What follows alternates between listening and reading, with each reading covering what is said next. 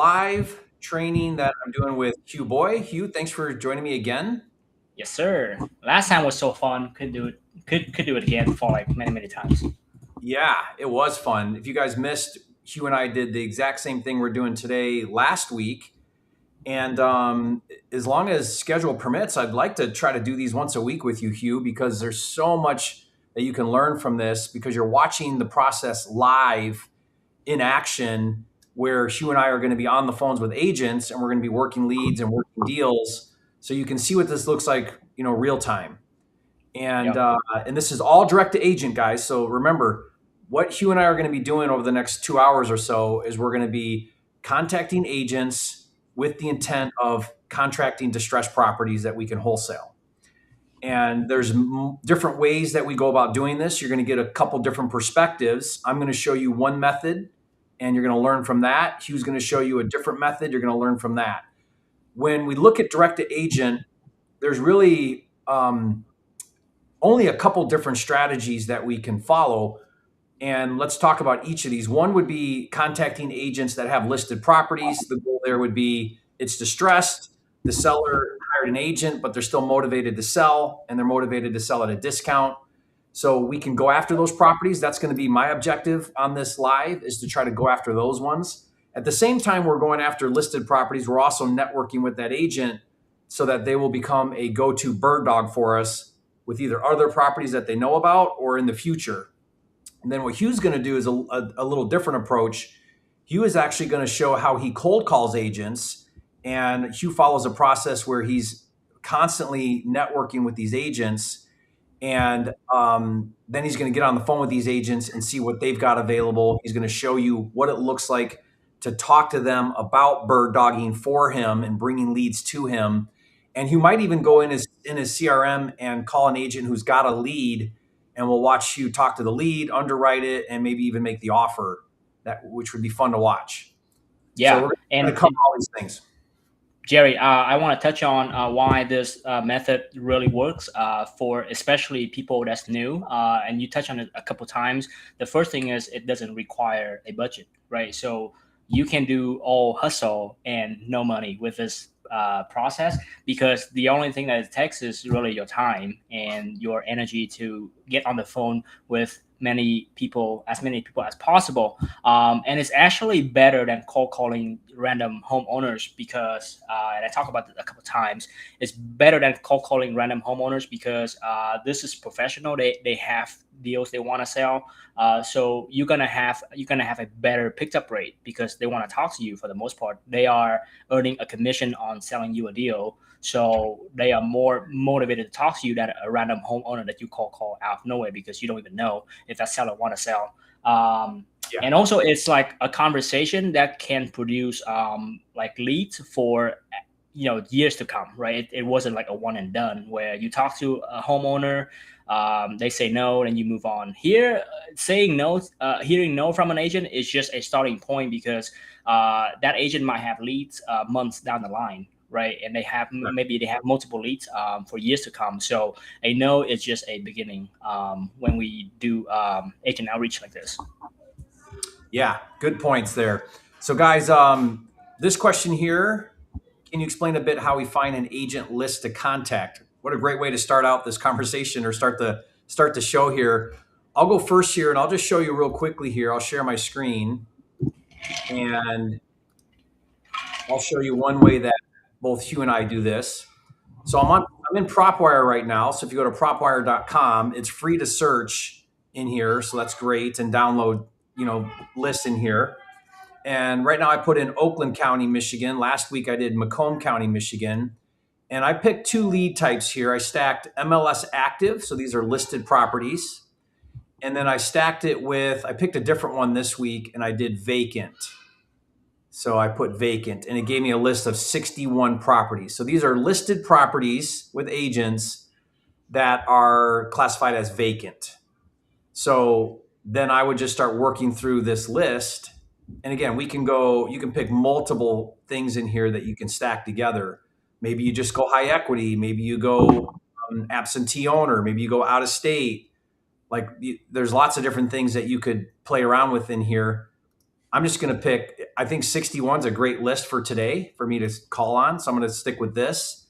Yep. And then, then I put list price, and I typically go low to high. So let me go back to this. I'm going to pick list price, and there I'm going to go. So that's a vacant lot there. Here's a $30,000 house in Hazel Park. So if I click on this, I can then get the information. Look, it's down to the studs. This is a great type of thing for me to call on. Yep. And there we go. So this is a type of property where I'm going to go ahead and contact this agent. So I just click over here, MLS listing, and it's going to give me that information. Yeah. Okay. Phone number and everything right below. So it's really convenient because the good thing about this is you can have actually a list that you can call down instead of one by one. You look at Zillow and kind of you have to manually change that. So I like that a lot. Yeah. So when you find leads, like you saying, when you find these on Zillow and Redfin, you got to dig up the agent phone number. PropWire gives it to you right there. So this is Lucretia Baldwin is the agent, and I'm going to go ahead and see if I can. I doubt that's a cell phone, but let me try.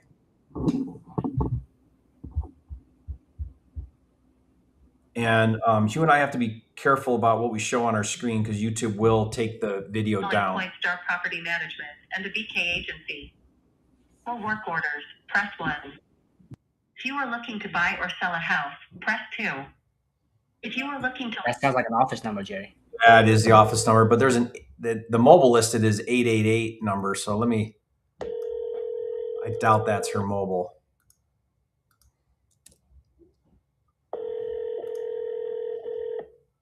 She's with Express Realty. Lucretia Baldwin is not available to take your call. That's good. Please leave a message after the tone. Press the pound key to end recording. Hi, Lucretia. This is Jerry Norton, interested in your listing in Hazel Park on Harry Avenue. Give me a call. I'd like to talk to you about a cash offer. 248-467-7794. All right. And then typically, guys, what I'll do is if they don't answer, I'll immediately text them. Call me about your listing on Harry Ave. Want to make a cash offer. Something like that.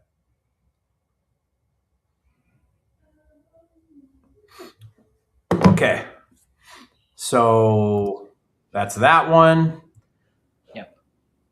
Next in line here I've got is a property in Oak Park. Let's take a look at this one.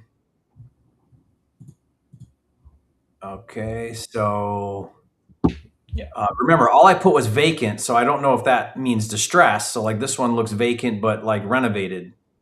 So, you got to think about that as well. Not all of these are going to be leads unless I change some of my filters.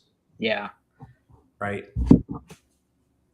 Yeah, and you guys should expect a lot of calls go to voicemail because even though they're supposed to pick up calls, agent they don't always do that. So drive me crazy, but there's time where I have to call an agent 5 times in a row for them to answer the call about a deal that they're trying to sell me. So that is just the reality of this. Yeah, that's just how it goes, right? I'm just looking through here, guys, on my list. And what I'm doing is I'm just looking for something that looks like it's got some distress going on. Okay, so I'm getting kind of up there in price point. So I think what I'm going to do is go ahead and add another filter. And so, Jerry, walk me through your process with the price point. Do you prefer higher price point, lower price point? What are you looking for there as you're going through this? Yeah, well, once I start getting up into the 400,000s, which I just did, then just by looking at the picture, I can tell it's retail. Yeah. So I'm going fast because I'm trying to be conscious of time. So if it was slower right now, meaning I'm not on a live and you guys are sitting there watching, I would probably take my time a little bit more and go through these and see what's going on. I'd look at maybe days on market and some things like that, because sometimes I've gotten deals where it's overpriced, but it's got really long days on market. And I did one here, Hugh. I did a YouTube video about it when I did this one, but this was really fascinating. I called on the property. My offer was half of the list price. And the agent said, let me call the seller right now and give them a verbal. She called me right back and she says, they took your offer. They didn't even counter it. And I said, I'm just curious, you've had this thing listed forever. Why didn't you drop the price? And she's like, it just never came up with the seller. Yeah. I'm thinking, it's funny because we have the exact same situation, and the logic of the seller and the agent is we want to keep the listing price high so that we have room to negotiate down. Now, if we put it down low, then I may have to go even lower. So you just never know what the seller and agent are thinking, right? So sometimes they just want to list it high because they know you're going to come down, and they don't want to, renegotiate twice. So it's crazy when they think like that. But that's the way they think sometimes. So. Yeah, exactly. Okay, I think I found a good one here. Let me call on this one. I know this agent too.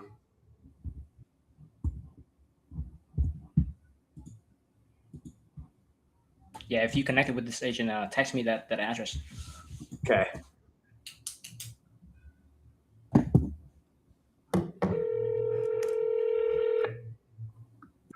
Morning, property. This is Carrie. How can I help you? Yeah, looking for Lisa. I'm sorry, what's that? I'm looking for Lisa Benfield. She's not in the office right now. I'm the assistant. How can I help you? I'm calling about one of her listings. I'm an investor. I've What worked listing? Embarcadero. That home just went pending. That home just what? Went pending? Yeah, it went pending yesterday. Had accepted an offer. Okay. How do I see the rest of Lisa's listings? Do you have a You can list? go to our website. It's lisabenfield.com. Okay. And when can I talk to her? Is it regarding a specific listing? Because I could probably answer your questions. Just trying to assist. I've just bought a lot of properties from her over the past 20 years, but it's been a while since I've talked to her, and I just want to reconnect and see what we can do to work together on some of her deals. Okay. We do have one at 57 Christie. It's in Waterford. It's another bank foreclosure. It does need some work, but it's on almost an acre. The VA is currently asking $205 for that property. We have received some offers that they have rejected. Not the exact same area of Waterford as in Embarcadero, but another good one. But what is your name? I can definitely take your info and send it over to her. Jerry Norton. And is the phone number you called on, Jerry, the best Yep. phone number to reach you at? Yep. And I'm going to look at this. I'm going to look at this Christie Avenue, but yeah, have her call me so I can talk to her about it. It would be great. Okay. Perfect. Sounds good. All right. Thank you. Bye. Thank you. Okay, bye-bye. Yes, I see the one she's talking about here. Yeah, that one. I called her last week too. Oh, you called last week as well? The same agent on a different one. Yeah. Look like this agent have a lot of fixer-upper. The one that she sends you look like it's pretty beef up as well. Well, so I know her from years ago when she did a lot of bank properties, and apparently she's still doing bank properties, because the one I tried calling her on last week was also a bank owned. This one's bank. The one I called her about is bank owned, and then that one that she just gave me off of her website is another bank owned property. So, well, she's busy because she can afford to hire an assistant, so she definitely is one of the top producers. Like if you're a broke agent, you're not gonna afford a part-time, even a full-time assistant. No, she's a player. She's been around. I started doing deals with her 20 years ago, and here she is still doing it. So she's definitely, in the game.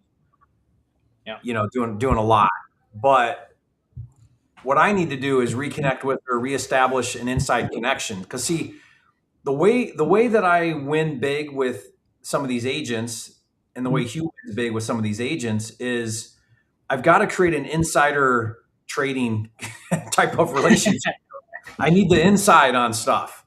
So like that assistant just said that we've gotten offers, but they were rejected. guess what, Lisa? Where do I need to be to not get rejected? And then hope she'll give me that information. Now, is she violating some fiduciary duty? Maybe, but that's on her, not me. I can just ask the question, hey, where do I need to be? And Yeah, then you're looking out for your best interest, and your best right, interest is asking that question. So asking that question, where do I need to be? Now, some that is agents are going to say, hey, just put your highest offer in, and other agents are going to say, well, if you put an offer in at 198, the bank might look at it, and that's kind of wink, wink. Now, I don't know if I can do 198, but I'm getting an inside scoop on things. Does that make sense? Yep, 100%.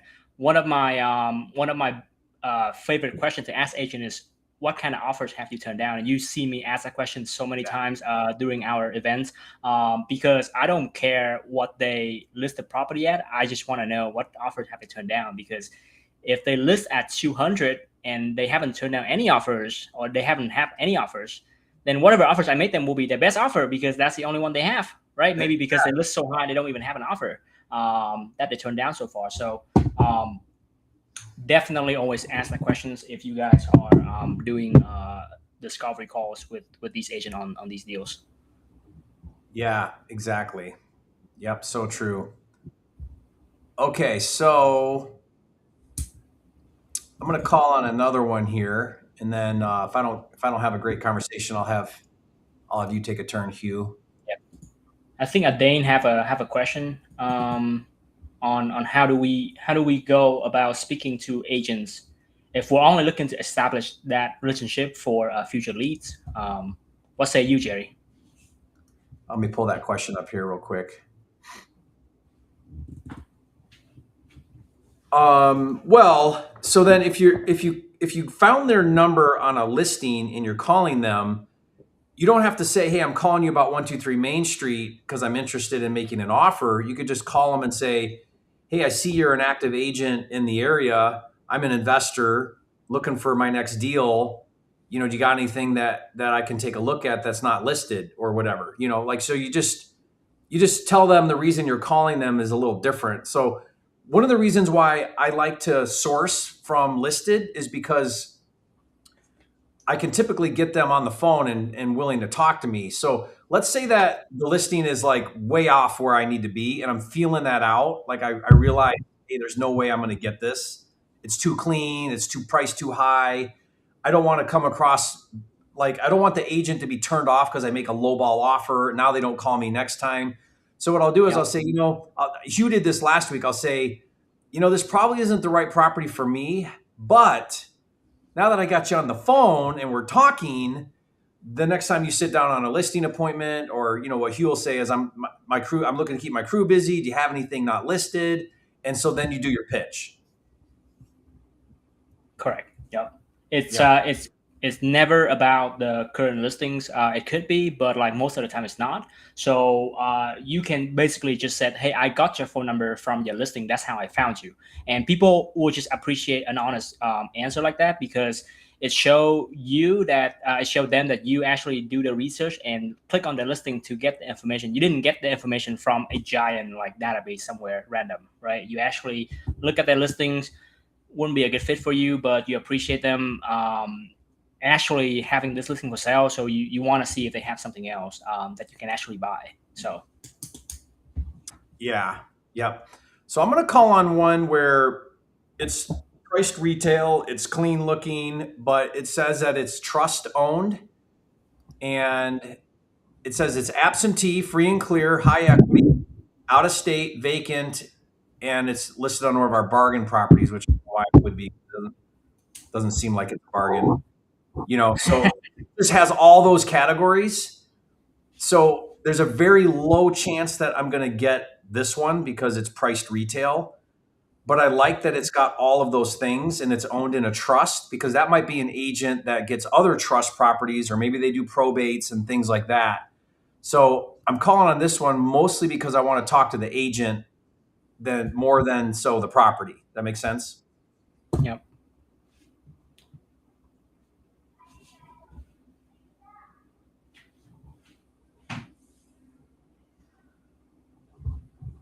They've got two numbers listed for both the office and the mobile. So it'll be interesting if this goes through to a. Thank you for calling. This is Karen Greenwood with Coldwell Banker Realty. I'm not available to take your call. Please leave me a message here. It's voicemail right away. Yeah, I'm going to double dial it.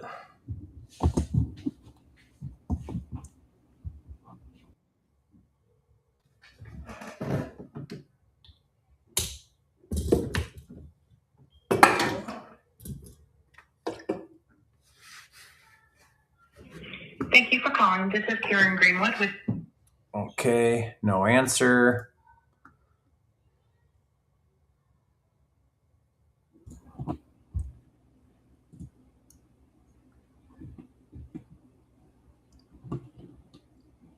Yeah, I love looking at days on market too. That tells you a lot about what's going on. What is your criteria for days on market currently? Like, what do you feel like is a good time to have these listing like marinate on the market a little bit? Like, how long do you Yeah. want? Well, I feel like if something's priced good, then it's gone in 30 days.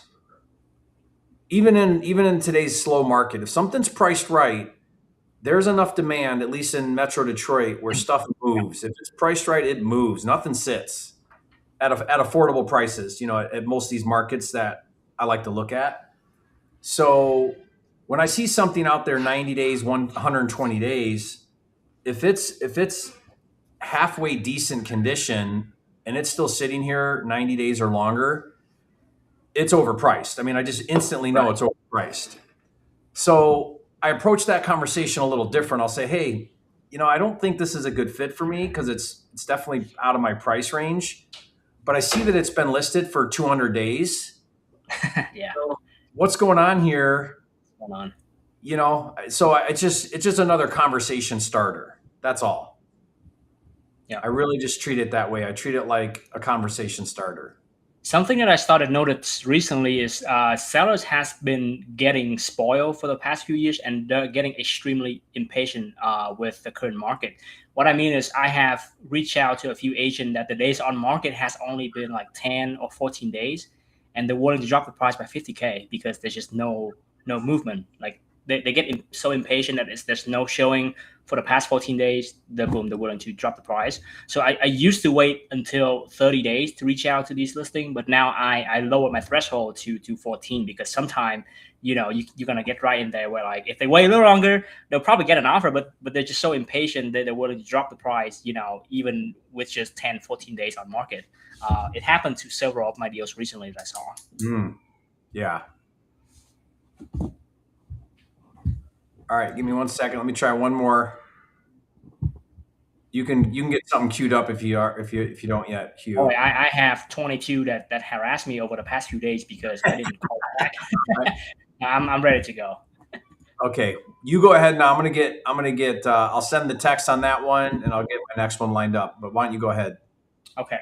So this is from the last live that we did together.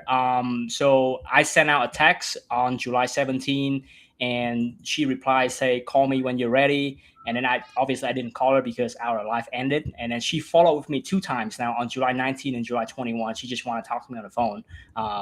But we never have that conversation. So let's see if I can call Caroline here real fast. Caroline Brannon. All right, let's go. Let's see if it's gonna work. Caroline.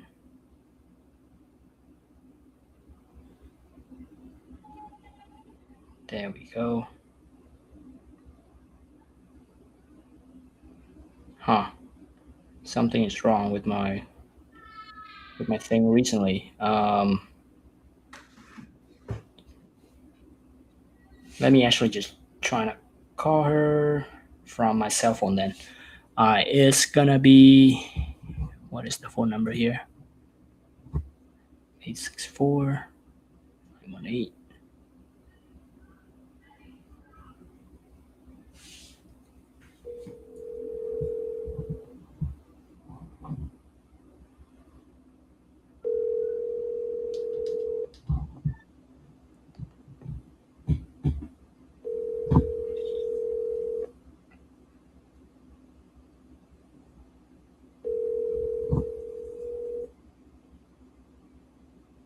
has been forwarded to voicemail.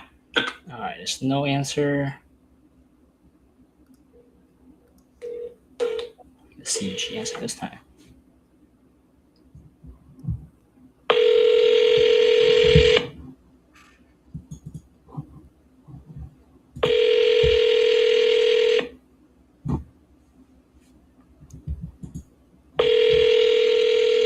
Your call has been forwarded to voicemail. Okay. The person you're trying to reach is not available. At the tone, please record your message. When you have finished recording, you may hang up. Hey, Caroline, this is Hieu. I just called you back. I've been out of town for the past few days, so just now came back. So let me know. Bye-bye. All right, so that one did not answer. Let's go to the next one here. So we're kind of slow because we're doing it live, right, in front of everybody. But like, if you imagine doing this as an actual business, you would just put it into a dialer. You would hang up, call the next one right away. So like, you would try to crank out probably 150 dials in one day. Is what I was producing back when I was doing this full time before I hire my team. So it's called Angela. There we go. Hopefully Angela answer.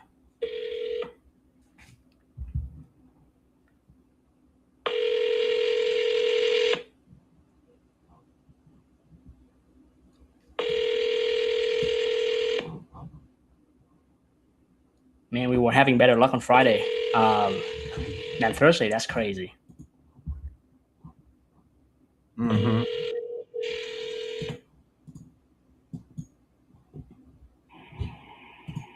Hi, this is Angela. Leave me a message and I'll get back to you just as soon as I can. Hey, Angela, I was out of town. I just wanted to call you back. I'm still looking to buy a house in Greenville, so give me a call back. All right, let's. I'm gonna call the next one, then I'll pass it back to you.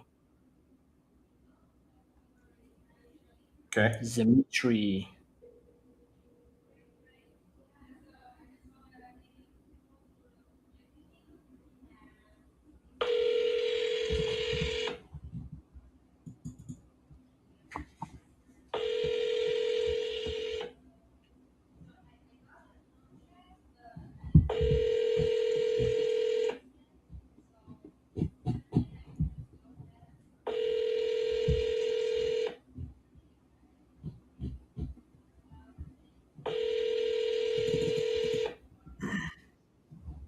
The Google subscriber you have called is not available. Google phone. Please leave a message after the tone. Hey, Dimitri, this is Hieu. I've missed your call. I was out of town last week, so please feel free to call me back and have a good day. I think, Jerry, part of the problem too is I sent these texts out, last week. So like they were really available at that time. So they text me back, and then now we wait a week, and then they might be doing something else at the moment. So Yeah, they were hot last week. Jerry, you ready? You want me to take one? Yeah, let's have you take one, see if you have better luck. Okay. Give me 1 second here. And what I did is I sent a couple text messages that just said, hey, I'm an investor. Can I call you about your listing on whatever street? That way, if they say yes, then I know I can call them. Or if I just call them, they will recognize the number because I just texted them. Right. So sometimes what I'll do is I'll just get my list ready. And then I'll just text everybody. Right. So hold on. Let me find the one I texted because I'm looking for it again. I should have left the page up.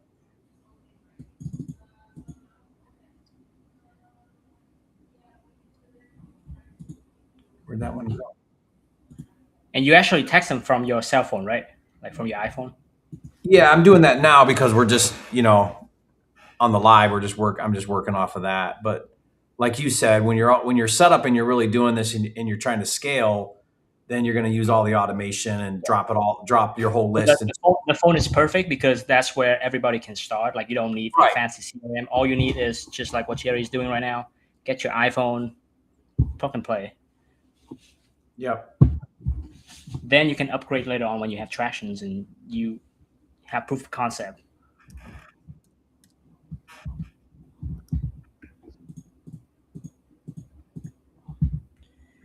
All right, give me 1 second. Yep. So Jerry, while you're doing that, I'm just going to answer questions we have here in the chat. At what point do you decide to add in a team? Like what milestone in the business? For me personally, I add somebody to my team when I cannot physically call back everybody that are in my CRM, right? So when you get to the point where you're too busy, you have too many leads in the system, and you don't have time to call yourself, that is a really good indication to hire someone. If you don't have a lead problem, then you have to create a lead problem first and then hire. Would be what I would do. Please take a moment to listen to the following options. Press 1 to reach the EXP agent directory. Press 2 for information on a property. Press 3 if you are an EXP agent or outside brokerage. That seems like an office, Jerry. Yeah, I hate when they have both listed. So that it's listed as his cell, but it's not. So let me try to find him real quick. Okay. Caroline, call me back. Can I take this one? Yep. All right. She should really just tap me back. So let's see if I can get this.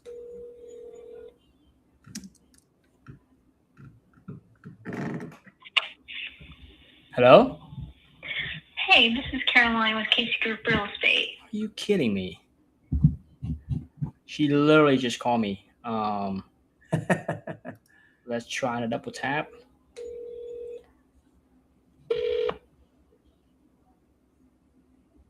Okay. Hello? Hey, this is Caroline with Casey Group Real Estate. All right. Yeah, the problem is she's keep calling me and I'm keep calling her. So like, Let me try this one real quick. All right, cool.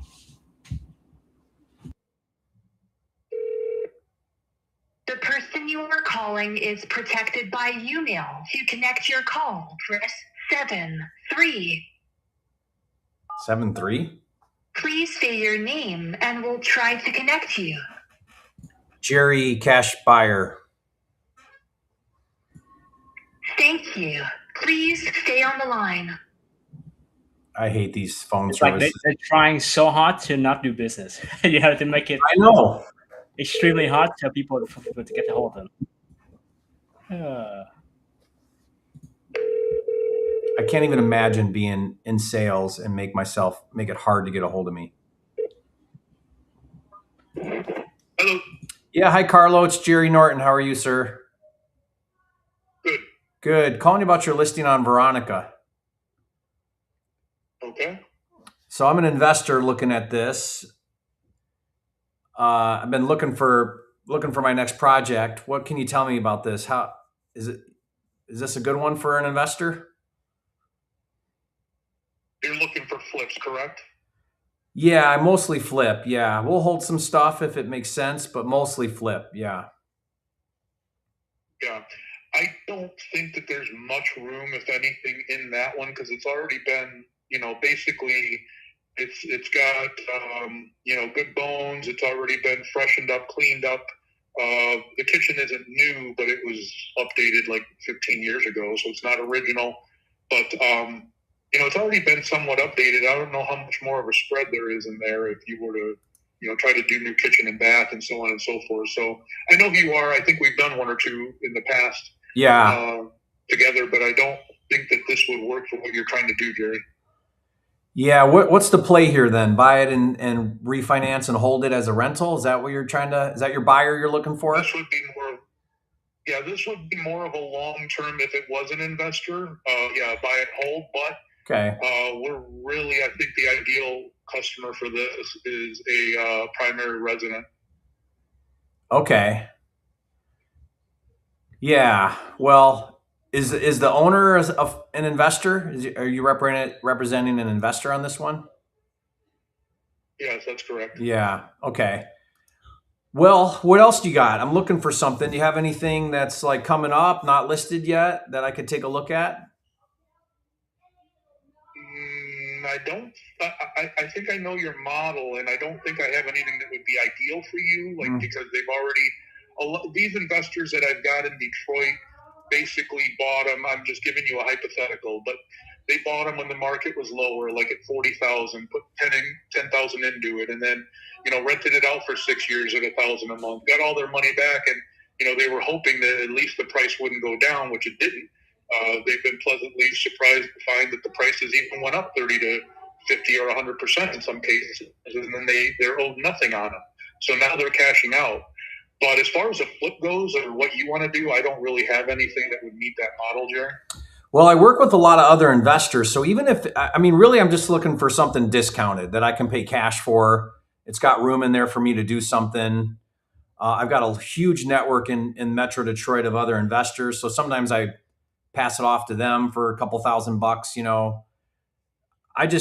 Where I really excel is with agents like you that will, when you sit down on listing appointments, offer that seller the option for a cash offer. Let me come in before you list it and put a number in front of them. If they like it, great. I'll pay your commission, no problem. And so I get a lot of deals that way. So it sounds like you're hustling out there, and I know you're going to come across stuff where it's like, yeah, this is perfect for an investor. It's distressed enough to where the seller may entertain a cash offer rather than go through all the hassle of listing and selling. Yeah, I'll be honest with you, Jerry. I've actually thought of your name a few times recently, and considered calling you on a couple, but I didn't think that they would end up working for your model. But I appreciate you calling. It's nice no hassle. I know we've done at least one or. Yeah, we have. It's no hassle, honestly. Like, I don't feel like you're bothering me. As long as you're not offended if I give you a number and it doesn't work, then fine. Let's keep trying. Because it's My play is just be upfront, make your best offer, and I know it's going to be a low offer, but make your best offer, and if it doesn't work, then we all know we tried. But I know who you are. I think you're doing a great job. I really do. Thank you. And keep in mind, especially since I'm talking. And remember too, like, you'd be surprised where you think a seller will not take that offer and then they do, because the speed and convenience of it. Sometimes it's just, they just take it. And when there's a serious number in front of them, sometimes I've had people say, no, I won't go lower than 100 or whatever. And then, there's an offer for 80 cash close next week. And they're like, maybe. Yeah. So I know what you're saying. Okay. Well, yeah, if you could save my number and let's set up a little system where we can work together that way, where and I'll pay you the 6%. I'll pay you both sides on the deal if you bring it to me. It's just, I win so much more if it doesn't get listed yet and you bring it to me before you list it. Yeah, I understand. Because then I'm not competing with the market and we can get something done with the seller. Is this your direct line, Jerry? Yeah. Is this your cell phone or what? Yeah. And where are you based now? Were you in Florida recently, or are you back in Michigan, or what? Back and forth? No, I'm doing a lot in Michigan right now, like direct to seller, where we do marketing I've got a handful of those going, but I'm trying to rebuild up my network of agents because I used to be really, really good at working with all the agents, and then I got a little bit lazy and just spend money on marketing and talk to sellers directly, But so, I'm actively buying. I don't live there right now, but I've got a good team in place on the ground. So, I mean, I can drop and meet at a property in 5 minutes notice if needed, So that's impressive. Yeah. I try to stay out of Detroit and just focus on Oakland and Macomb. I'll go there if I have to, but it's not my favorite. Yeah. If you had, and again, I don't want to put words in your mouth, but if you had a Detroit, like you're calling me on a Detroit one, but, do you have certain pockets? Like, for example, I have guys that say, I want all brick and as close to 8 Mile as possible, because they're in Detroit, but if you're at like 7.5 Mile and, Hoover, that's fine, because it's close to 8. They won't go deep into the city. I mean, do you have anything like that? Any pockets that you prefer over others? In Detroit or just in general? Yeah, in Detroit. Oh, in Detroit. I mean, I've done some nice ones in some of the nicer neighborhoods in Detroit. I did one on King Street recently. What's that neighborhood called over there? Do you remember? No, but I think you're talking east of 94, Yeah, the big northeast of the downtown area. yeah, the big brickers that go for like 350 fixed up. Yeah, I did one of those recently, but honestly, I mean, I'll buy a $3,000 house and sell it for 10,000. You know, like that doesn't really matter. Although, you know, like if you're bringing me stuff and you're like, "Hey Jerry, I got a good one in Detroit," I'll look at it. I probably won't actively go there, but if I'm working a relationship with you and you've got one there and you think we might be able to do something, I'll look at it. Yeah, I mostly do Oakland, Macomb, but Okay. I have ended up recently with some investors that are trying to liquidate, and they've got a lot of Detroit. I'd look at it. Yeah, I'd look at it. I have thought of you recently. Yeah. Yeah. Okay, I will save your number, Jerry, and man, I appreciate your hustle. Yeah, thank you. Let's get some deals done. All right, we'll talk soon. I'm sure of it. All right. Thank you, Carl. I'll talk to you soon. Thank you, Jerry. Bye-bye.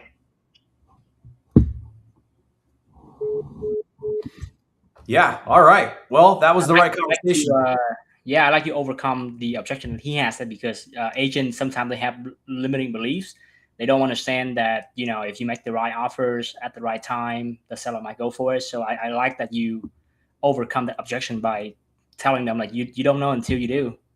Yeah. Here's what I've learned, guys. I've had agents say to me, like, let's say I make my offer and it's for 80,000, and the agent says, "I know for a fact the seller won't take that offer, so I'm not even going to present it to them." Like agents will say that. Now, what's making them say that? What's making them say that is they told the seller that they could get 120, and the seller said, "That'd be awesome. I'd love 120." Or somebody made an offer in the past for 80 and they said no. So whatever the reason is, the agent thinks they know. And what they don't understand, what agents often don't understand, is motivation changes monthly, weekly, and even daily, and even hourly.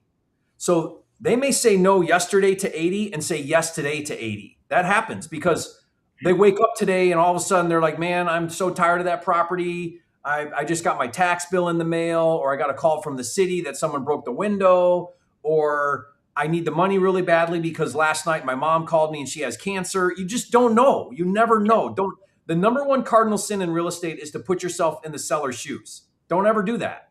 Just do the process, make the offer, do the call, do the thing. If you just take the emotion out of it and the logic out of it, this is the thing, guys. There's nothing logical about what we're doing. It makes no sense at all.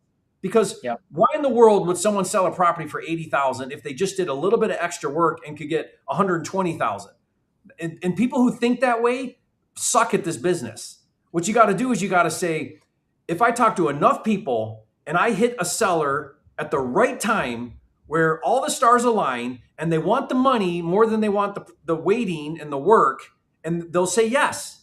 So how do I put myself in front of enough people to where I get the yeses? That's it. That's all we're doing. I got to put myself in front of enough people to get a certain percentage of them to say yes to my offer.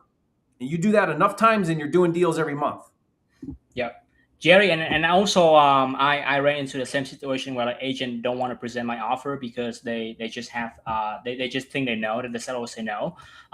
In case like that, I usually just encourage them, "Hey, I understand that you think it's probably going to be a no, but let's say even if it's a no, I would love to see how close the seller can get to my number. At least that's going to encourage the agent to like get a counter instead of just go there for a no and then come back to me and say yes and no, right? So it just helped them. It just helped reduce the friction a little bit if they can at least go there and get for a counter.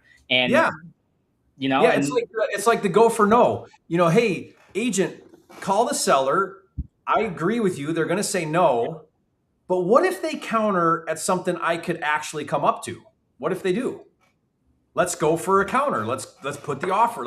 It's a phone call. It's literally a phone call." So I'll tell agents, I'll say, "Look, I don't want to waste your time. We don't have to write it up, but can you call and spend 5 minutes? Just say this to the seller. Say, 'Hey seller, I know you're probably going to say no. I got an investor. They're all cash. they gave me an offer of 80. I know you're probably going to say no, but I wanted to call you and see what you say. What do you think? And if the seller says, well, no, I won't take 80, but I'll take 90. I mean, here we go. We're dancing. Now we're in a conversation, right? So like, you just got to work through that. And I love this question here. What model is he talking about? Remember, he said, I understand your model. See, the problem here is agents think that all us investors are super low because they had 1 time or 2 times or 5 times or 10 times where the cash offer was significantly lower than what they're telling the seller they can get. So now they think all cash buyers are overpriced, are too cheap, are lowballing. It's a waste of my time to work with these guys. When in reality, look, it's not that much work. Give me the address, give me some pictures. I'll give you a number. You give it to the seller. If they say no, that's fine. But if 1 out of 10 say yes, and I pay you a full 6% commission, is that worth your time? It's worth your time. Do it. So like you gotta work through that with these agents. Yep. Good deal. All right, let me see if I can get Caroline here back on the phone.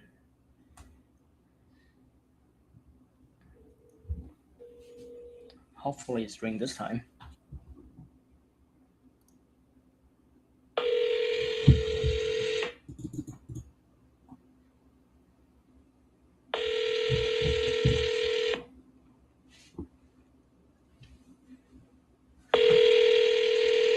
Your call has been forwarded to voicemail. The Okay. person you're trying to reach is not available. At the tone.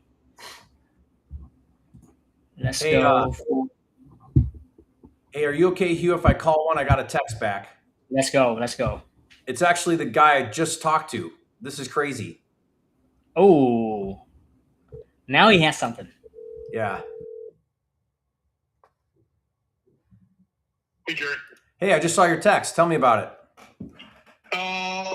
It's about 1,400 square feet. The lady lived there for about 50 years, and it looks 50 years old. I mean, she didn't do a thing to it 50 years, but you know Royal Oak's a good area. Give me the address real quick. I'll pull it up.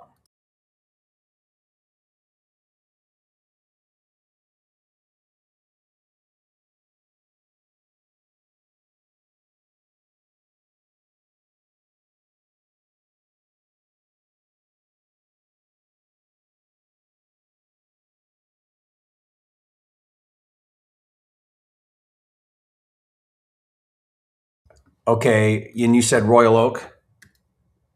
Yep. I've done deals on that road. Hold on. Yeah. I love Royal Oak. A lot of people do. Yeah. I mean, that'll be an easy one for me to find a buyer for. Like once I list it, I was actually planning to list it and just jam a bunch of people through there the first weekend. But if you made go ahead. No, I was just gonna ask you. You think they'll take 150? They won't look at anything less than that. They've actually had a couple offers already at 135 that they've turned down. It's not even listed. They've just been cleaning out the house. It's extended family. They've been cleaning out the house, and as such, then two different people stopped by and said, "Hey, would you consider an offer?" And they've had 2 offers around 135, and they wouldn't even consider it. But they would consider 150 without listing it. I'll tell you that right now. Okay. And I mean, that's right in alignment. If the back end's 350, that's right where I need to be with a 95 rehab. Now, what am I spending? What am I spending 95 on? Because it's 1,200 feet, right? No, it says 1,200 on public records. It's more like 14. It's like 1,350 or 1,400. Is it a finished basement? Is that why? No, it does not have a basement, but it's 4 bedrooms, 2 baths. It must have an addition then. Well, no, it's a bungalow where they blew out the back. Mm-hmm. And so the roof it's not flat, but it's nearly flat. So, they bumped out the back. Mm-hmm. And so now there's 2 bedrooms and a bathroom upstairs instead of just one big bungalow bedroom. Mm-hmm. But literally, you put a new kitchen in, you put 2 new baths in, you put a garage, you tear down the garage that's there, Yeah. put a new one in, put a whole new driveway in. You're going to do siding, windows, roof. That's every bit of 95. Yep. Right. I mean, I had a guy tell me the other day 105, 115, and I'm not going to say, and that's what I was just going to tell you. I'm not going to say that that's out of the realm. You could spend 120 if you want, I'm sure, but I think it would pretty much button that property up at about 95,000, make it a good, essentially like new construction. And there's one that sold 2 doors down for 620 about a year and a half ago that was new construction. Mm-hmm. Of course, this isn't. But that's what new construction's going for in Royal Oak is minimum 625, 650. Mm-hmm. So this essentially would be new construction without, obviously it doesn't have a basement, but without being competitive to the $600,000 and $700,000 houses. Somebody would walk in there and say, well, this is more, obviously more affordable at 350, but it's like a new house. And you feel good at that number without the basement, the 350? Okay. There's one, it might be 2 or 3 doors to the east, so I can't give you the exact address. I'm just going off the top of my head, but that sold 3 months ago, I think, for 350. Now that did have a basement, but it was 1,000 square feet. It was a small one. 3 bedrooms, 1 bath. Yeah, 3 bedrooms, 1 bath, 1,000 square feet. And that wasn't like new construction. It was updated, but it wasn't like new construction. And that sold for 350 3 months ago. And so it has to be the 2400 block, I think, of Barrett. Yeah. And you think tell me what you think the square footage is. It's a little more. I'm going to say for sure 1350, but maybe 1395, almost 1400. Okay. I'm going to go with 1400 just to kind of play with some numbers here. Calculated at 1350 even, but it's bigger than what the PRD says. Yeah. And part of that budget would be a second bath for sure. Right? Yep. Because you got to have the second bath. Okay, let's. Well, the bathroom's there. So. Oh, it is. There, you would just be. Yeah, you would be redoing it. So there's 1 bathroom on the second floor, 1 bathroom on the main floor. I mean, I'm looking at the one at 2333 Barrett. Is that the one you're talking about that got 350? No, that one's 1420. It must still be the 2-3. It had like a little bit of cedar around the left and the right side of the door. I'm looking at that right now. Greenish. Yeah, that's the one then. Yep, it's on a basement and it has a 1-car, looks like garage. Yep. But good, but this could look better. Oh yeah, it's not even fully updated. Right. It's got 2005 cabinets and stuff. But it does have that basement, and let's see how quickly this moved. Well, I don't know what you calculate for a basement. I was using about 10%, so I was knocking off about 35 to 45,000 off the value for no basement. I could be off. Maybe you're better at an adjustment there than I am. I don't know, but that's kind of what I was using, and again, I could be wrong, but. Well, I mean, if that's true, and this got 350 with the basement and the garage, does that put yours at 315 or 320 or somewhere down there? Well, no, because that's 3 bedrooms, 1 bath, correct? It wasn't 1.5 even. Oh yeah, it's 3. No, it says 3.2, 1400 square feet. Okay, 3.2. So this one would be 4.2, and it 4.2, 30% larger. Well, this one says 1420 square feet. For the one that just sold? Yeah, but I don't know how, because they must be counting basement. They have to be counting basement, which you're not. They have to be. Which you're not. Which doesn't. That's 1,000 square foot bungalow all day long. They are. They have, and that's not accurate. Then it's not 1,400 square feet. I hate when they do that. Right. Are you looking at Zillow? Yeah. Yeah. I mean, sometimes I think homes.com is a little bit better for that, but. Mm-hmm. But Zillow often does that with basements. They include that square footage. If it's a finished basement, then they include it as the total. And I know they're wrong doing that, but they do it. I mean, here's one on Barrett that got 290 at 3.1 1,200, and it needs work. Here's one on Dallas. You can't buy a 2-bedroom on a crawl over there for less than 200 right now. No. Here's a nice one, 3.2, 900 square 14. feet? Here's one up on Kalama, a couple streets up that got 361, 1,400 square feet, 3.2. Yeah, I think you're probably right. I think 350 if you got to do the rehab right, but I think you can get it. I mean, I wanted to say maybe you could push 375, but I'm trying to be straight with you. Like, Yeah. I know you could get 350. Yeah. Well, I'd like to get an offer in on this. Okay, I wouldn't be able to meet anybody over there till Sunday, but I could meet somebody Sunday if you have somebody on your team that would meet me. Yeah, I could have someone meet you there for sure. But the offer, I'm worried about again, losing 3-4 days. I'm worried about losing 3-4 days. I mean, can we do a verbal and then? I mean, can I'm licensed. Tell you exactly what the people are looking for. I mean, I'm licensed. Can I get in there on my own? No, it's not listed. Well, I know, and but the thing is, the issue is that there's stuff that's pocket size that has sentimental value that the family is just finishing up with. So I cannot let anybody through there unless I'm there. Sunday would be the first opportunity for you, and I appreciate your aggressiveness. I really do. But nobody else is going to get in there before Sunday. Okay, I promise you that. So as long as I'm not going to lose out by, you're not going to get a call for. Yeah, you're not going to have your guy show up Sunday and I say we sold it yesterday. You're not. Okay. Nobody's going to see it before you. Okay.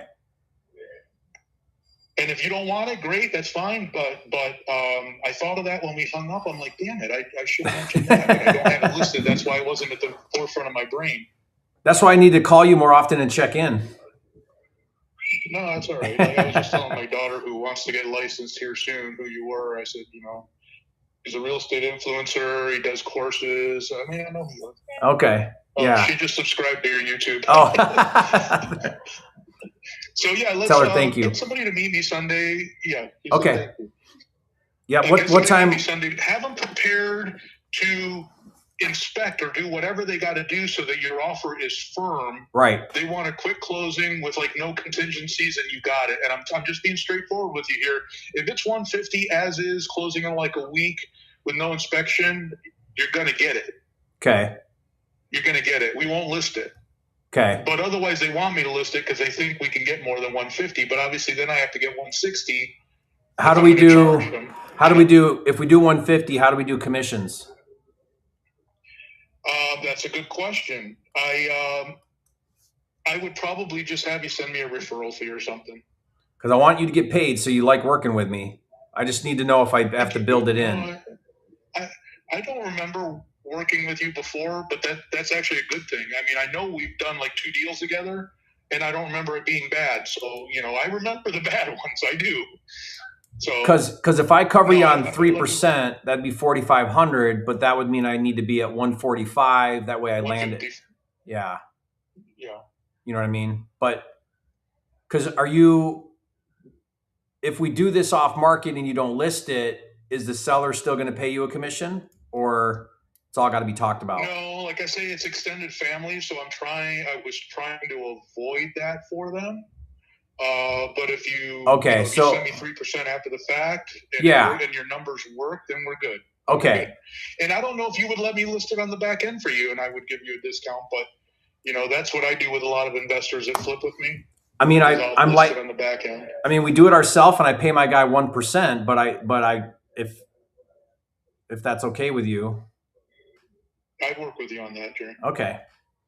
I mean, it's more about exposure than making money because you got another listing out there,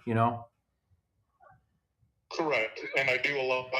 I've done a lot on Royal Oak, so yeah, it's good for the resume, good for the phone calls. You'll pick up buyers and stuff. That's why I usually can find agents that'll do that, like the 1% listing, and I don't price stuff to sit, so it'll be priced to sell. Exactly. Yep. All right. Well, let's have that conversation too. Who are you going to have call me? Do you know? I'll send a text with it's actually my brother, Kevin. And I'll send a group text to set the time and everything, unless you know what time you want to. Maybe like 11 a.m. Sunday. Okay. I'll double check with him, but either way, I'll send a group text so that you two communicate and meet there and and then I'll do exactly what you said. I'll make sure we're all our ducks are in a row, and we just need to confirm that 95 number seems right. And I'll spend a little more time on the back end value, make sure I feel good about that. That way we can put the offer in right away. Perfect. Okay. But don't have this conversation with anybody else between now and Sunday. I promise you I won't, Jerry. All right. Awesome, Carlo. Thank you. Thank you. Thanks for thinking on me on this bye-bye. one. Appreciate you. Bye. Yep. Bye-bye. There we go. What just happened? Oh my gosh. Man, this is going to feel scripted now, Jerry. Do you see that? Like, you just call a random agent. You got a deal, man. Was it supposed to be this easy? If his numbers are right, so 350 ARV, at 70% is 245 minus 95 puts you at 150. You're at so 68% ARV minus repair. Yeah. That's right there. So you guys see that? So then a flipper, I could probably move that on a Royal Oak property at 80% or somewhere close to that. So it's a hot area within Detroit Metro. Yeah, people love flipping there. So let's say I do that. Let's say it's 350 times 0.7 all in is 245. Well, 350 times 0.8, right? Yeah, so I could probably wholesale this thing for 20-30 grand. Yeah. I mean, if the repair is 95 and you sell it at 80% and you're selling at 185 and the guy won 150, so you buffer a 35K wholesale fee, which is pretty healthy. You know what, Hugh? If I get this at 150, I bet you I could list this thing for like 220 or 210 or 215 and just take down. Yeah. Because everyone wants in that neighborhood really badly over there. Yeah. It's like a hot neighborhood. Like you said, on the street, there's new construction at 600,000. So, if you can get in there at 350. Yeah. That's why I don't really like the flat, like 70% ARV minus repairs for your dispo price, because it's 100% depending on the area. Just like here in Atlanta, there's area where people would pay 84%, ARV minus repair. I wouldn't do that, but like there's people that do. And it's really have to do with, how popular your area is, how quickly does the deal sells once you list it, right? The hotter the area, the higher you will be able to sell your deals, percentage-wise. Now, where are you at right now? Because I know you track your end buyer formula. And last time I talked to you, it was like 79% or something. It's 65% all the way to 82%. And that's a big range because Atlanta is a big metro. It's really depending on which pocket you're talking about. What I like to track, Jerry, is I like to track month of inventory. So let me do that real fast for everybody to see. It's not too difficult to do. If you can allow me to share my screen real fast. And kind of touch on that. Am I sharing? There you go. All right, so let's go to Redfin right now. And what I do on every single deal is I'm just entering a zip code in here. For example, I'm going to show this zip code right here in Duluth. I know that this is a really hot area, but if you look at right now, I'm looking at active and coming soon, right? I have 194 homes. So I'm going to take that number in my calculator, so 194 active, and I'm going to click on pending, and I'm going to remove the active. So after I do that, it's showing 35 homes that are pending, right? So what I'll do is I'll get the 194 divided by the 35. So I'm going to get the active divided by the pending, and that's going to give me 5.5 months of inventory. Actually, sounds right. So let's do it again. 194 divided by 35. So it's giving me 5.5 months of inventory. So what I mean is this is not a good seller market.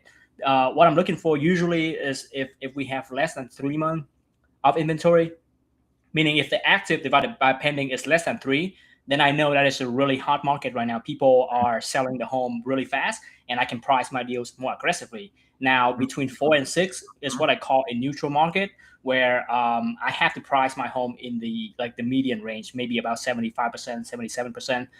But when it gets like more than 6 months of inventory, I have to drop it like all the way down to 68% sometime to move my deals. So just a good rule of thumb to think about how to price your deal. Yeah, that's great. I love that. Using the data to determine how aggressive buyers are going to be in those specific markets, because not all markets are the same. Not all cities are the same. So that's great. Right. Yeah. Jerry, one thing from the call that I picked up is that when you talk about commission, he got real weird.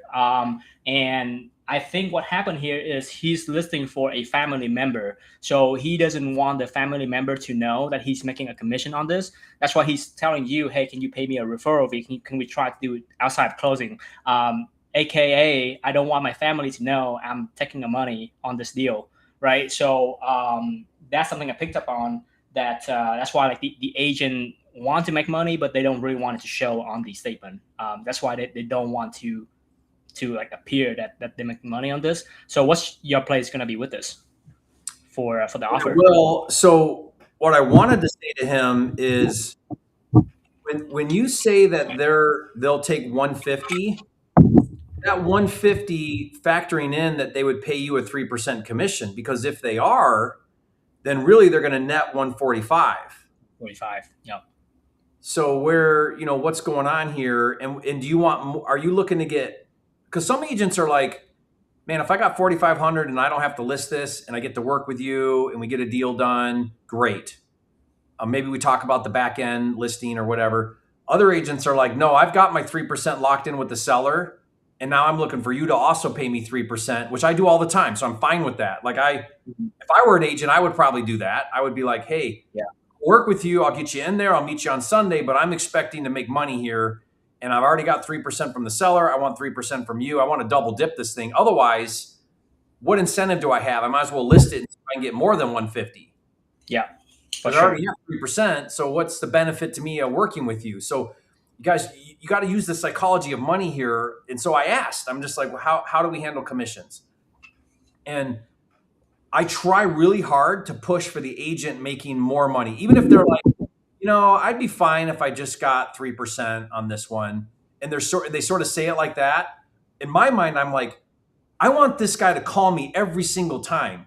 How do I get him excited about calling me? Not like, oh, yeah, I guess I can get a deal done if I call Jerry. It needs to be, when I call Jerry, I make money. When I call Jerry, I make twice as much money than I normally make.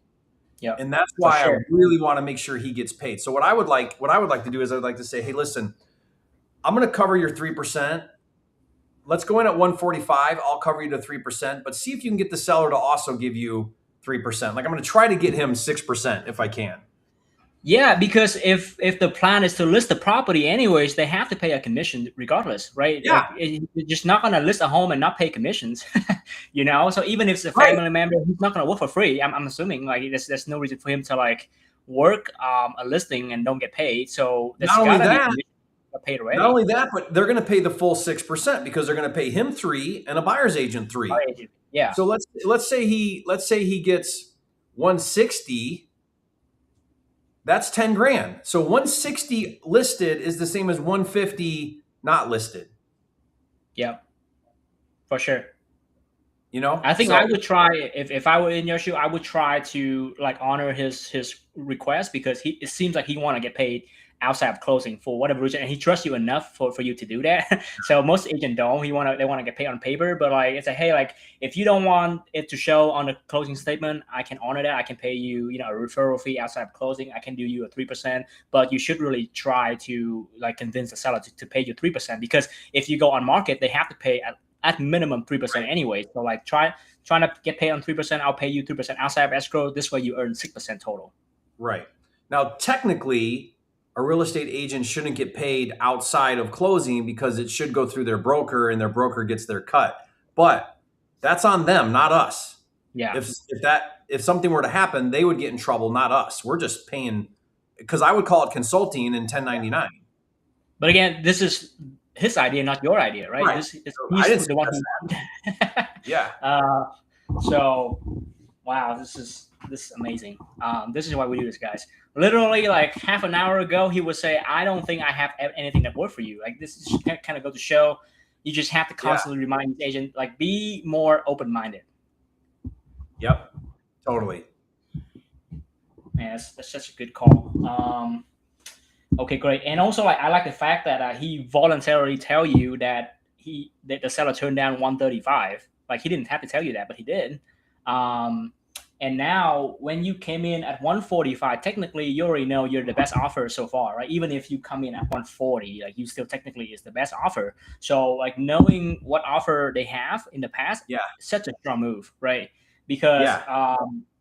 if let's say instead of 135, what if they say, hey, the seller turned down 110? I'm not gonna go to 145 if the seller only turned down 110, right? What if the seller accept 120? I can play that game, more if I know what kind of offers they have turned down. So Yeah, exactly. Do you have one to call right now, Hugh? let's see if I can pull some from the CRM. Otherwise, I'm gonna look, or I can look for another. Yeah, let me call this agent real fast. All right. This is Brenda.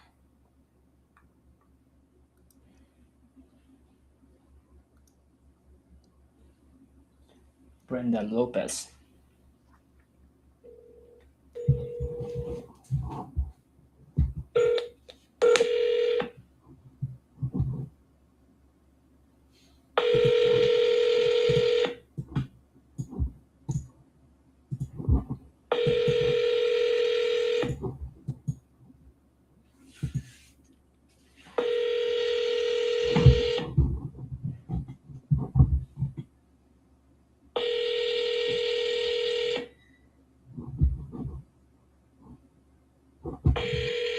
Your call has been forwarded to an All right, did not listen. Let's try one more time.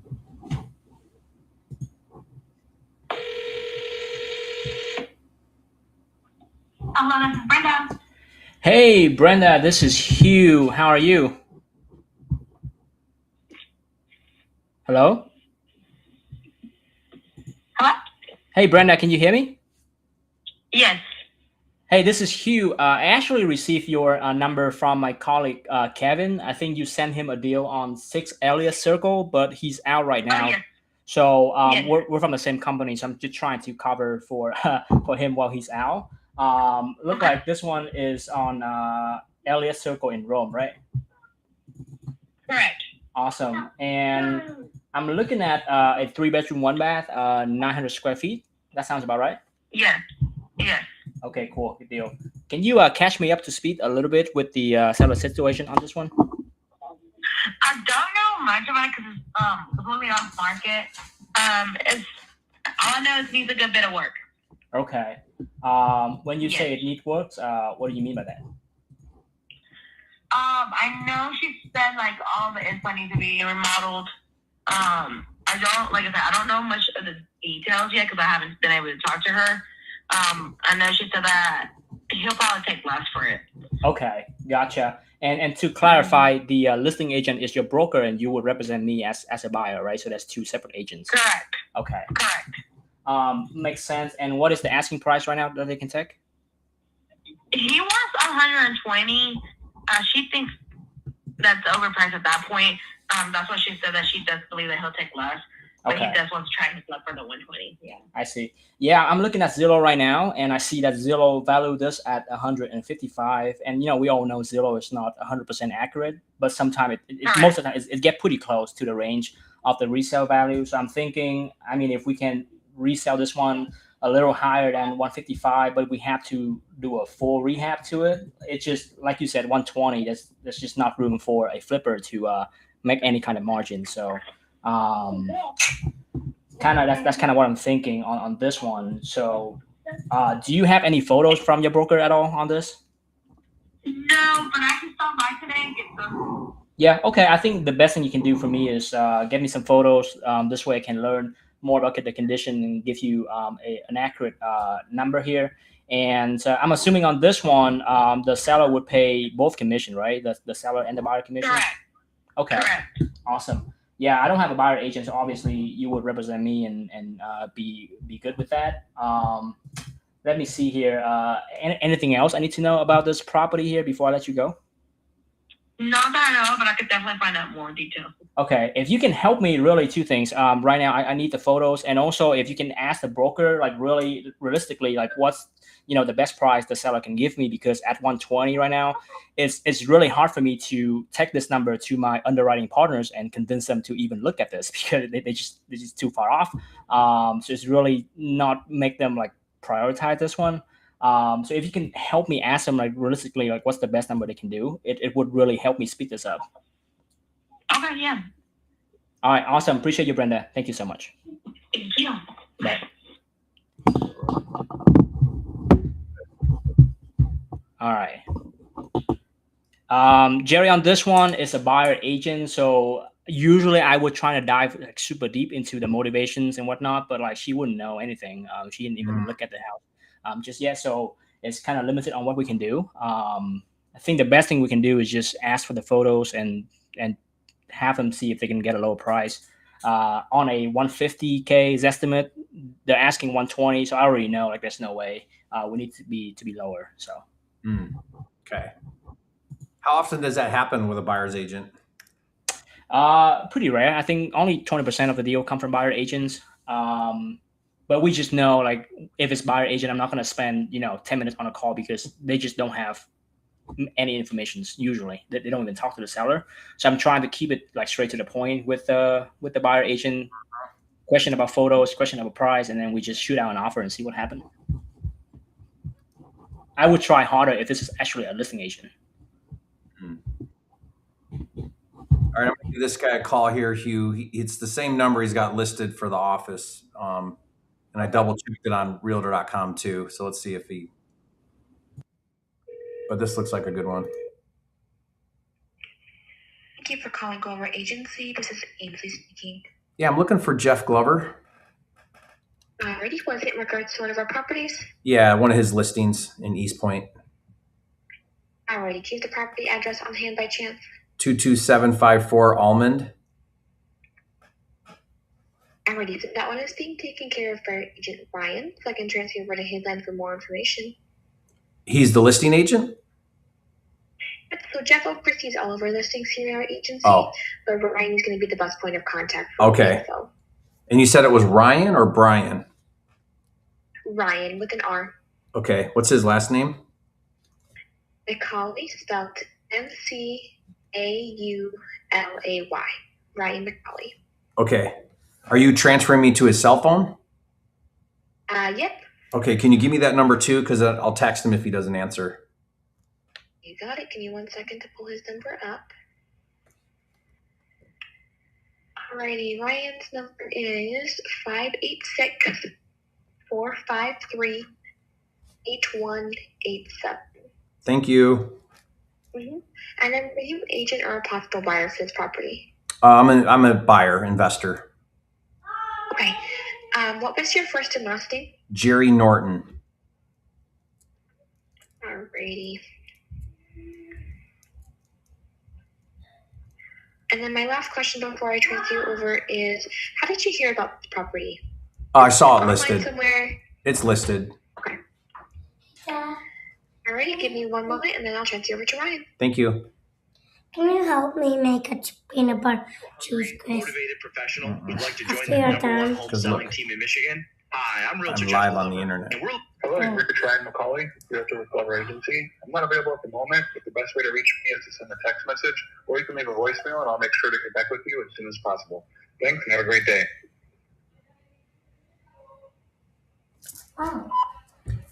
Hey Ryan, this is Jerry Norton calling about your listing on Almond Avenue in East Point.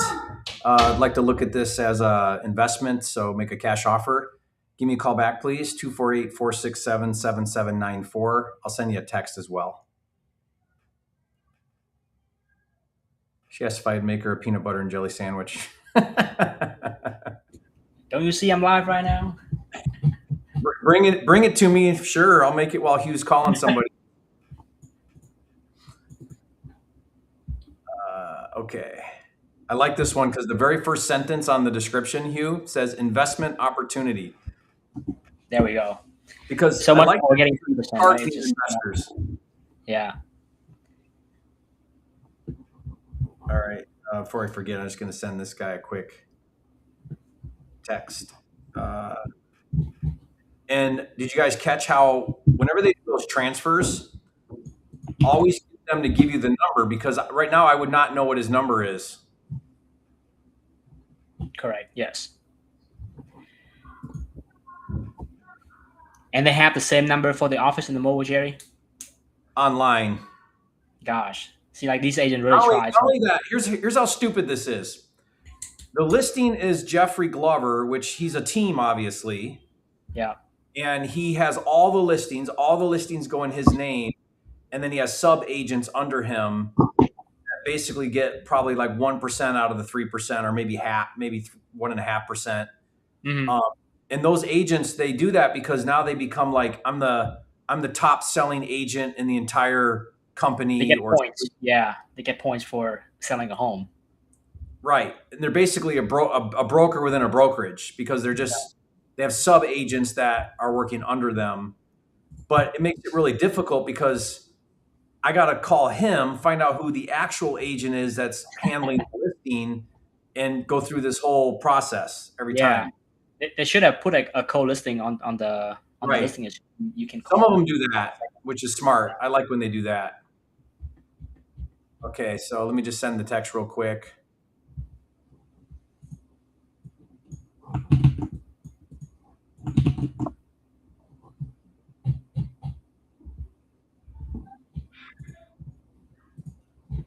I have a foreclosure here. Give it a shot. So let's see. This will be Jackie.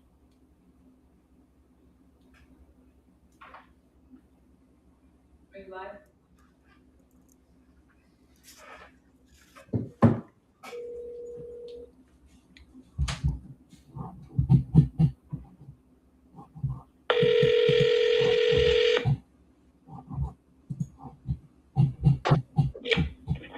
Hi, you've reached Jackie Dyer with Vacant Realty, Georgia. Let's try again.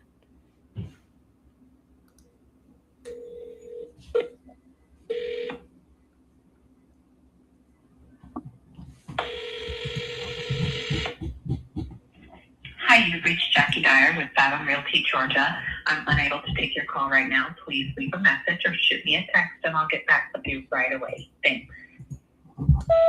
Hey, Jackie, I'm calling you about your property you sent me on Jerry Ridge. So give me a call back on this one. Let's see if we can put this together. Thank you so much and have a good day. I actually received your phone number from my partner, Nick Santos. He's out of the office right now, so I'm trying to call you on his behalf. So let me know. Bye.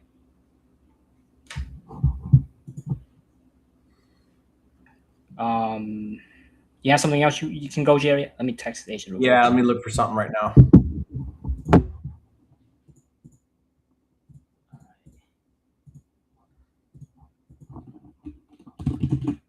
Okay.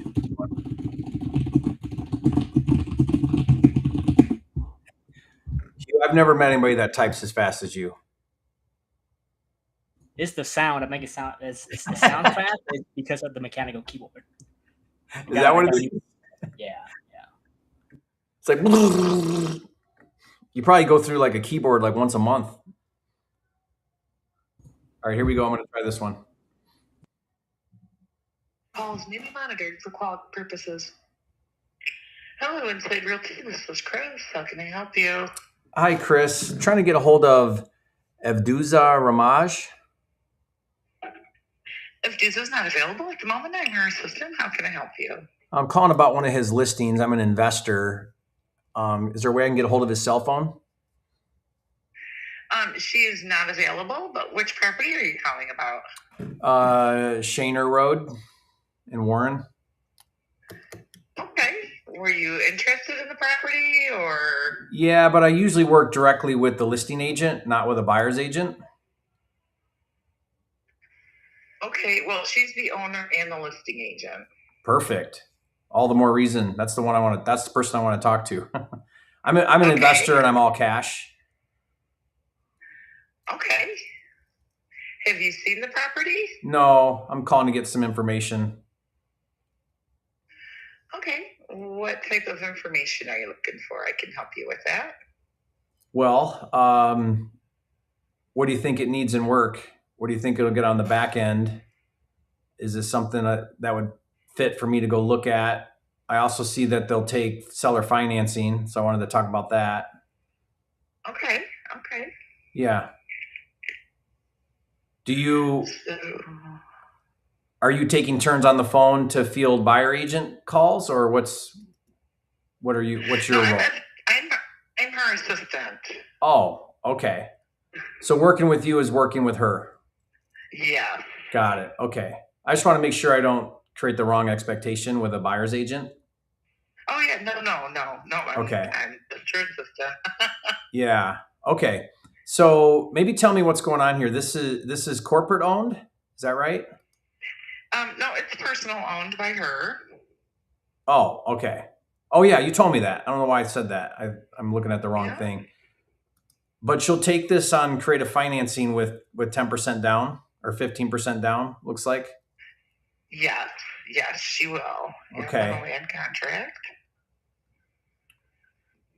Are there not pictures listed? We only have a couple. The day she was out there to list it. I mean, there are like on Zillow and. Okay, here we go. I'm fine. Yeah. Okay, so it's a bungalow. I mean, who's your target buyer here? Because it does need some work, but it's not bad. I mean, it's sort of like rent ready. Are you looking for an investor that'll rent it, or what's the play here? She's just ready to sell it. They've had it for quite a while, so okay. It doesn't really matter to her. It's a 2-bedroom, 1-bath. So, what will this rent for? Do you know? I can tell you what we previously had it listed for. Give me 1 second.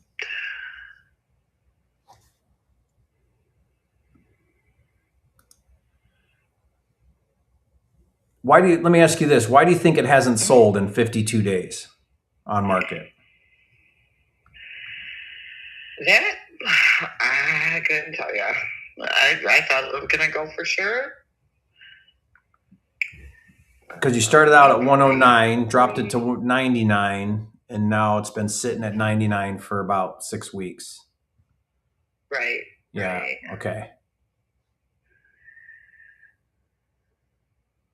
I mean, is it busy road right there? It is. It is. We've had a lot of showings on it. What's the feedback? The feedback was a lot of the work that needs to be done. It's all cosmetic, but everyone wants a home that's completely updated, you know. What offers has she turned down? That I don't know offhand. Okay. Yeah. I mean, I'd like to make an offer on it, but I got to figure out here. I'm just looking here at like, what do I need to do to offset that it's on that busy road? Right. Can you hang one quick second? Let me grab this other call and put him on hold. I hate this. Yeah, I shouldn't know anything about it. I hate not talking to the source. Yeah, you keep running into high-end agents. Most of my agents don't even have an assistant, you know? Yeah. So what I'm going to do is grab your name and number and send that over to her and have her give you a call. Yeah, that'd be great, because then I can just kind of feel out. I mean, I've got no problem going over there, running numbers. If I can get a little more insight into what's going on, maybe I can save everybody time and not waste time. Yeah, absolutely. Do you know, though, I'm really looking for my next project here. I am cash. Do you have anything coming up that's not listed yet? Because I see pretty much everything listed, but you guys got anything coming up that I can look at that's not listed yet? Make a cash offer to the seller? We don't at this. No, I don't have anything at this time. Okay, because a lot of agents I work with, I'll still pay them the commission, but they'll let me make an offer to the seller prior to listing. And, if the seller takes it, then great. You get paid. You didn't have to list it. I get another deal. Everybody wins. Right. Could you keep me in mind for that? Like, say my number? Absolutely. Great. Yeah. If you go on a listing appointment and it's something ugly that an investor would want, that's what I'm looking for. Okay. And what's your name? Jerry Norton. And this is my cell phone.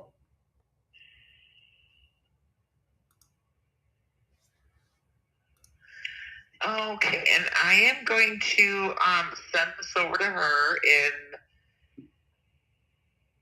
have her reach out to you. Okay. Does this have a basement?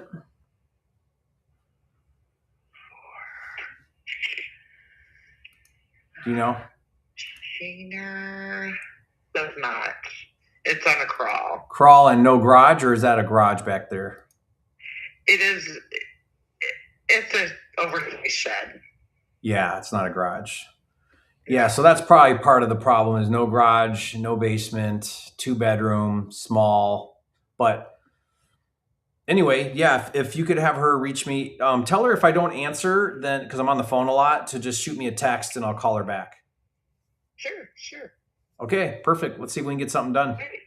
All right. Thanks. Bye-bye. Thank you. Have a good day. Bye. You too. Bye. I mean, that's the right type of lead and stuff. But Yeah. I mean, do you guys see how I tried to navigate through that? So one thing I want to point out here, guys, is what a lot of brokerages do is buyers agents will take turns answering the phones, and they're just doing lead gen. So they'll field calls, and people will say, "Hey, I'm calling about 123 Main Street," and the agent will say, "Oh, well, I can help you out with that." Okay, great, I'll represent you as a buyer's agent. And that's what they're trying to do. So that's why I was super leery of that, and I point blank asked her, and she's like, "No, I'm the assistant." So then I was like, "Oh, okay." You're just taking the load off her plate. But then once I started asking questions, she doesn't know anything. So it's like, Yeah. what good are you? You don't know anything. Yeah. I can look up the address. I mean, what else you got? What else can you tell me? So. Yeah, so I think when we it's the same thing with the buyer agent. When I realize I'm talking to a buyer agent or somebody who's not like a direct contact to the seller, I'm just trying to like get off the phone as quickly as possible because it just they don't know anything that would make sense. Yeah. So, Yeah, and then where'd that comment go? Yeah, Dimitri makes a good point here. Someone who has an assistant is unlikely to sell cheap enough. Very often true, yeah. However, again, I try not to ever let things like that persuade my process. Meaning like, oh, I'm not going to pursue this one because there's an assistant there or whatever. Just follow the process and you'd be amazed at how many deals you get that you thought weren't deals or that you thought they weren't going to. Like right now, she's got that listed at $99.9. That thing's probably a deal for $40. But I'll still make her an offer for $40. Yeah. And the way I'll do it, that's non-offensive, guys. I'll say to her, like, let's say she gets on the phone with me and she's like, yeah, it's, people don't like that it doesn't have a garage or a basement, or, I've gotten low offers or whatever. I would say, yeah, honestly, this is probably not a good fit for me because for this to work, I would probably need to be like around 40.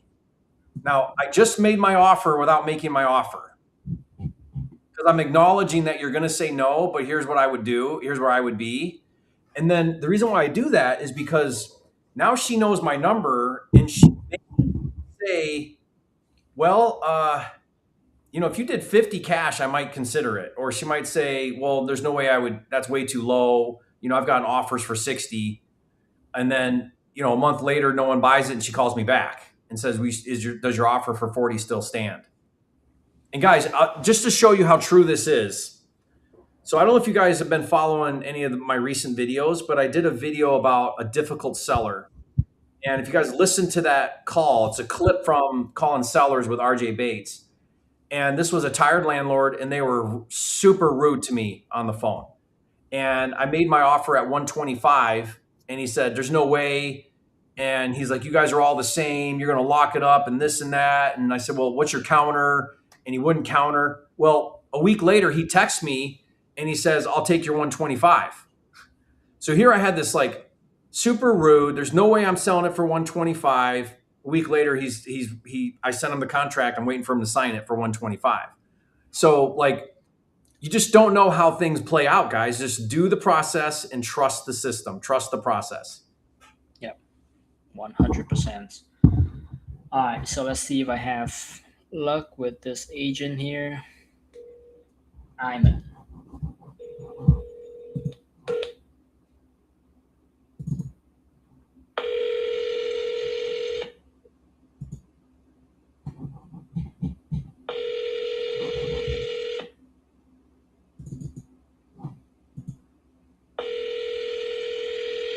Is this a fake live? What's a fake? By the way, what's a fake live?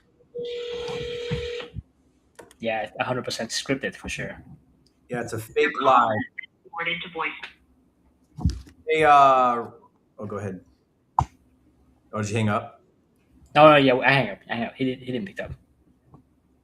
July 23rd. It is 3:37 Eastern Standard Time. Here you go, Ricky.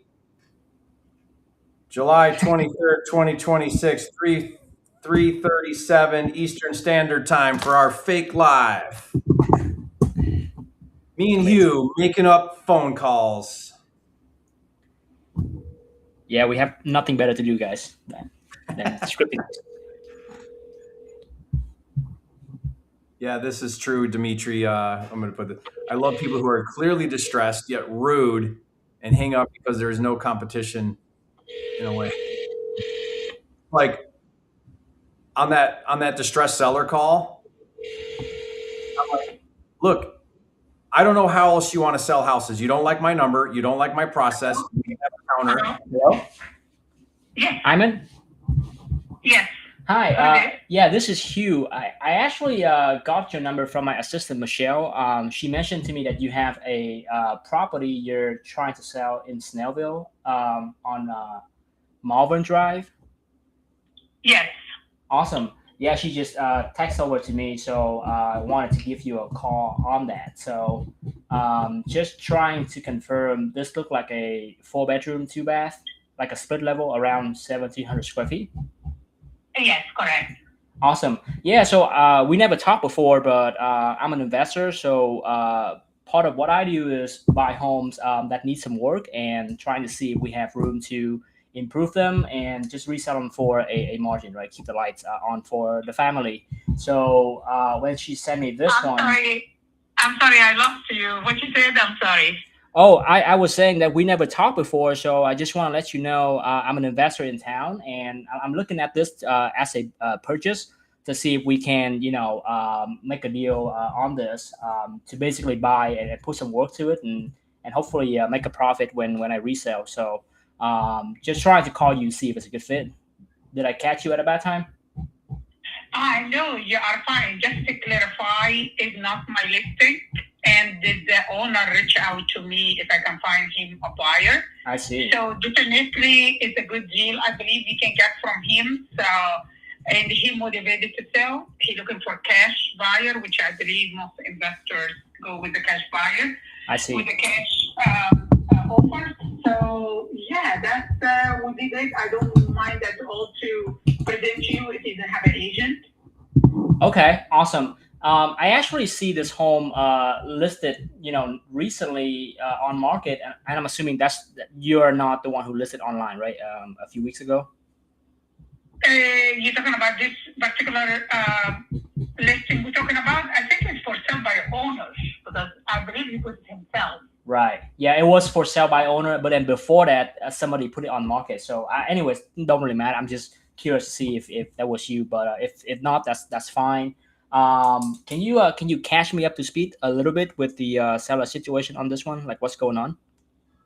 Well, I don't know the exact situation but I can tell when I spoke to him that he's very motivated to sell.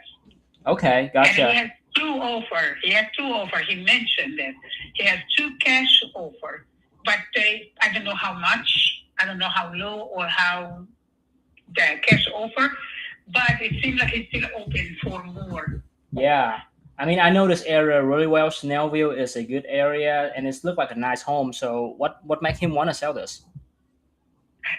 I really didn't ask this. I just told him, okay, I'll try to find somebody for you to buy the house. But if you need more information, definitely I can get those. I didn't ask all this question actually when he called me. So Yeah, so I think if you can help me on that, I see some photos on Zillow, so I'm assuming that this is pretty recent photos. If you can help me find out, because what I do is I don't want to force an offer out if it's not a good fit for the seller. So I'm just trying to understand like what is the seller situation, how fast they want to close, do they need to like find another place, right? Is there a renter inside? I just need to know more about the situation to see like the timeline of the deal, if that makes sense. okay, sure, I can ask, but definitely, they're not gonna tell me the whole thing because Okay. it's not my listing. Okay. But and then probably that's why he put it for sale by owner because he's trying to save money.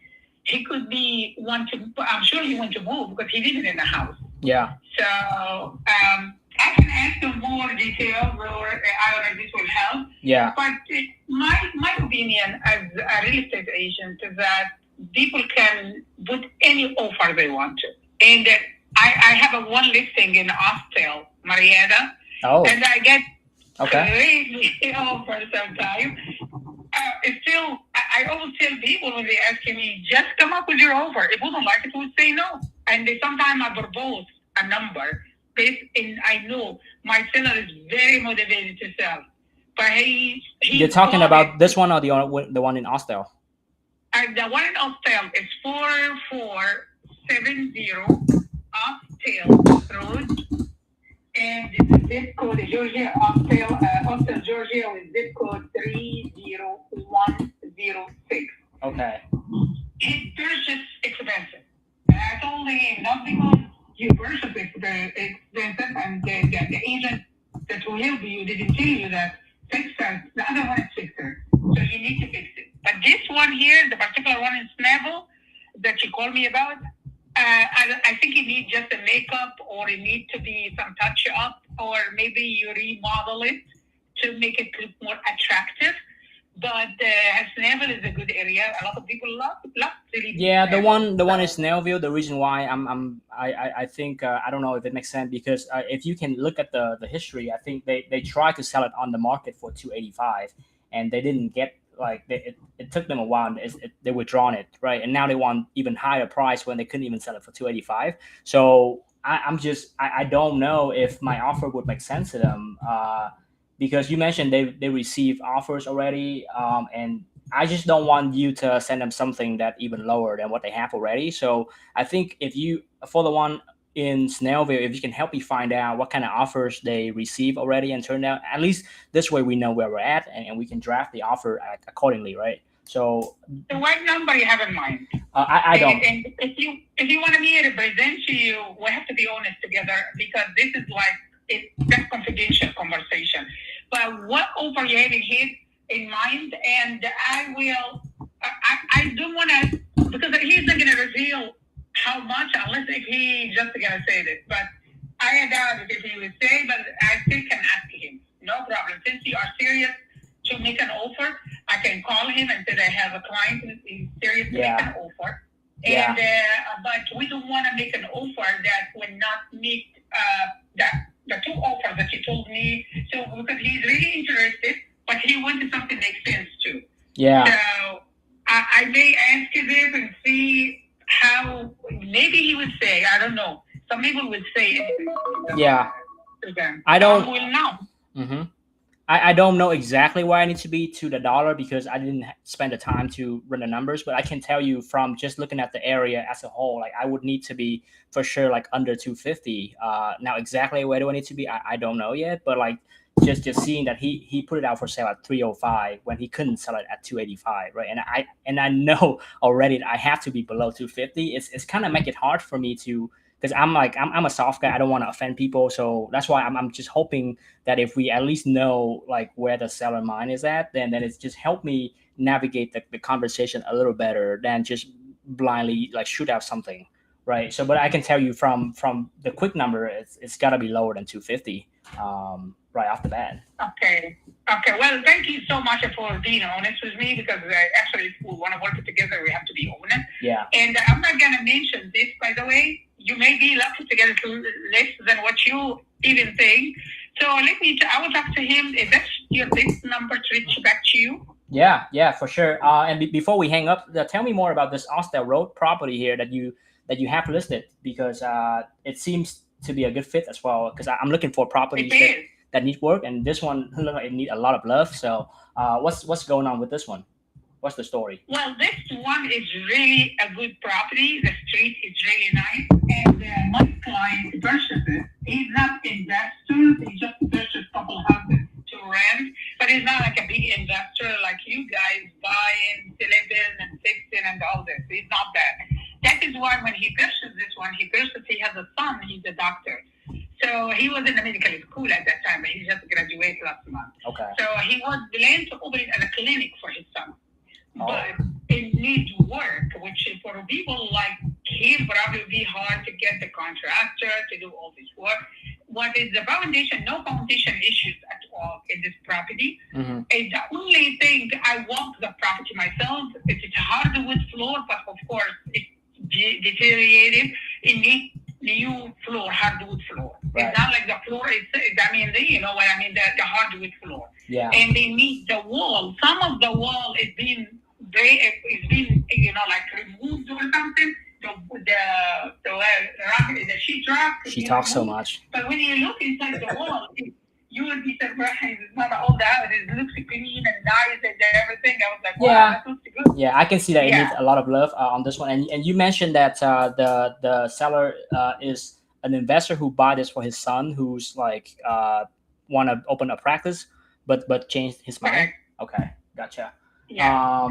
Okay. He bought it for $300, but I told him I wasn't his agent at that time. We meet after, so I told him, "Hey, probably would not get you this number because nobody buying a fixer this way." But I put it for 280, and the open for the last one we get is 220.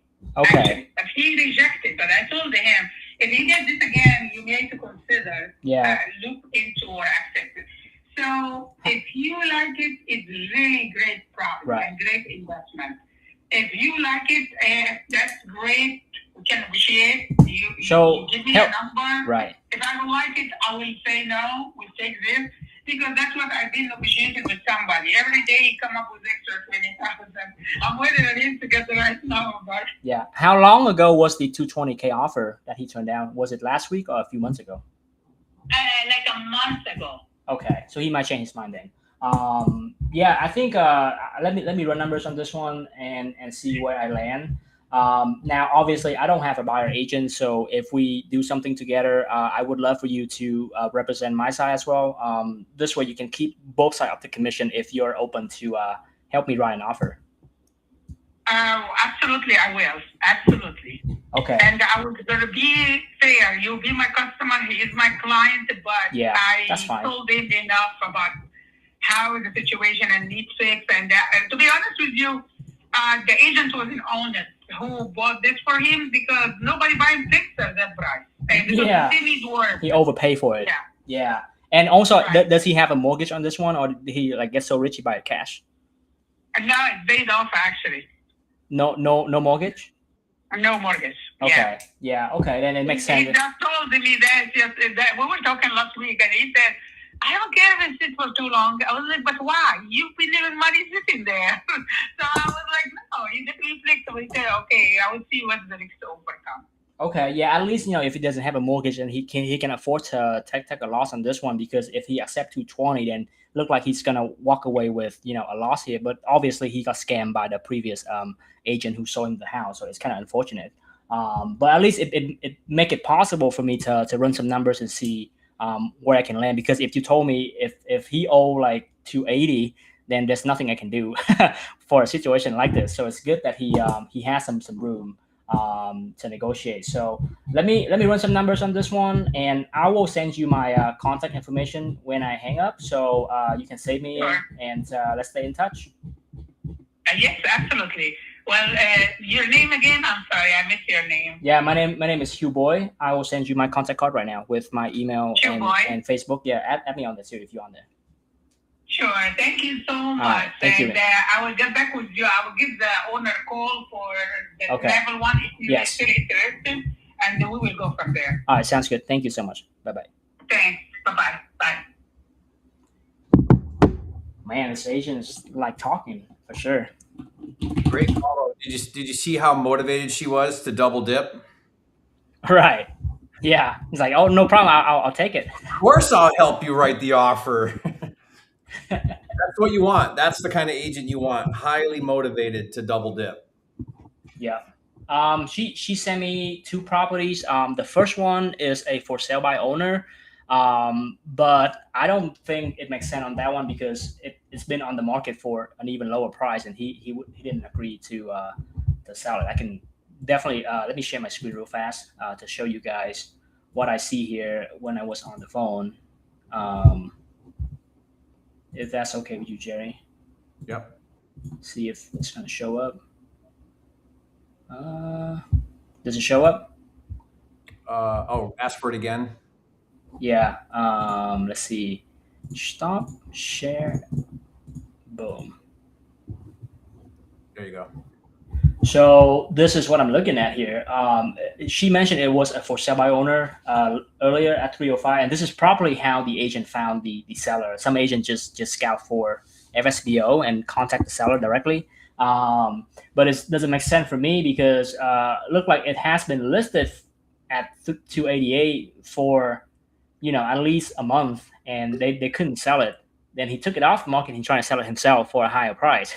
So it's kind of telling me that the seller head is not where they need to be just yet. Again, like we never want to make any assumptions, but that's why I asked her to go back to the seller, and I'm really trying to find out. She mentioned the seller has 2 offers already. I want to find out what that is to price myself accordingly. So so this one, that's the reason why I don't put too much thought into this. It's an FSBO, and the seller price is even higher than the one I listed before.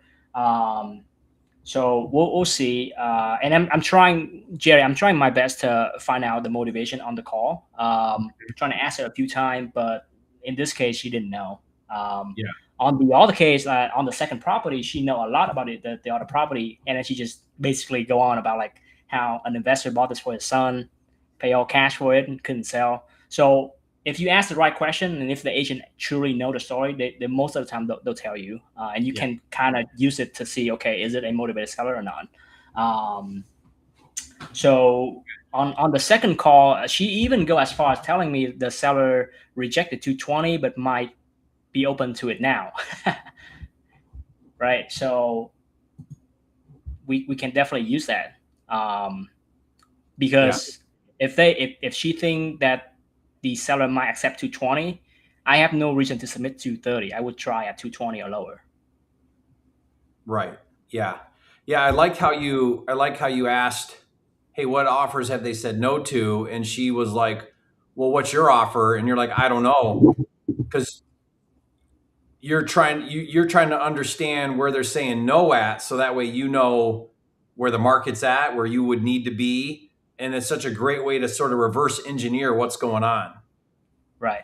So nothing tells you more about what the market's doing than getting them to reveal offers that have been rejected. And I'm just telling her the truth that when she asked me what number do I need to be, I said, I don't know because I haven't submitted this to underwriting. I just know for sure I have to be below a certain number. So, and she appreciated that. So, yeah. All right, I'm going to try calling this one here. It's a probate. This one's in Roseville.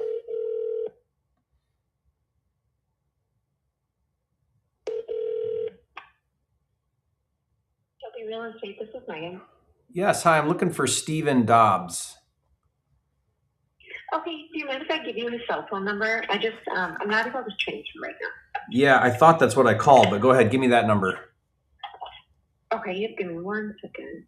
Let's see, it's 810. Yep. 531. Yep. 2878.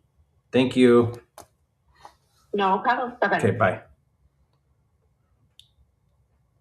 All right, let's try that.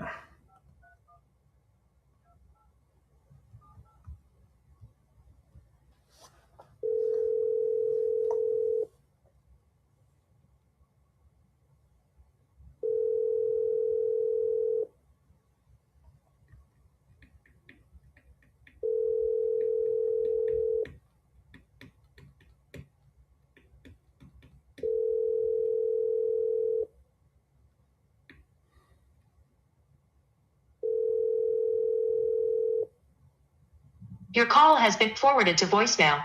The person you're trying to reach. Try them again real quick.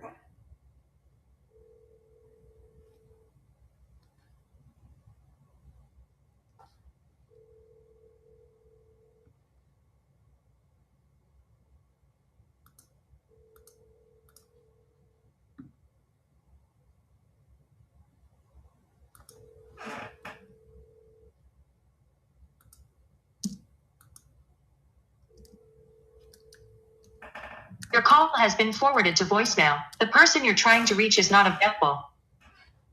All right, I'll try him in a second. Let me try another one here. I'll text him in a second. Try and see if we can get one more here before we wrap up.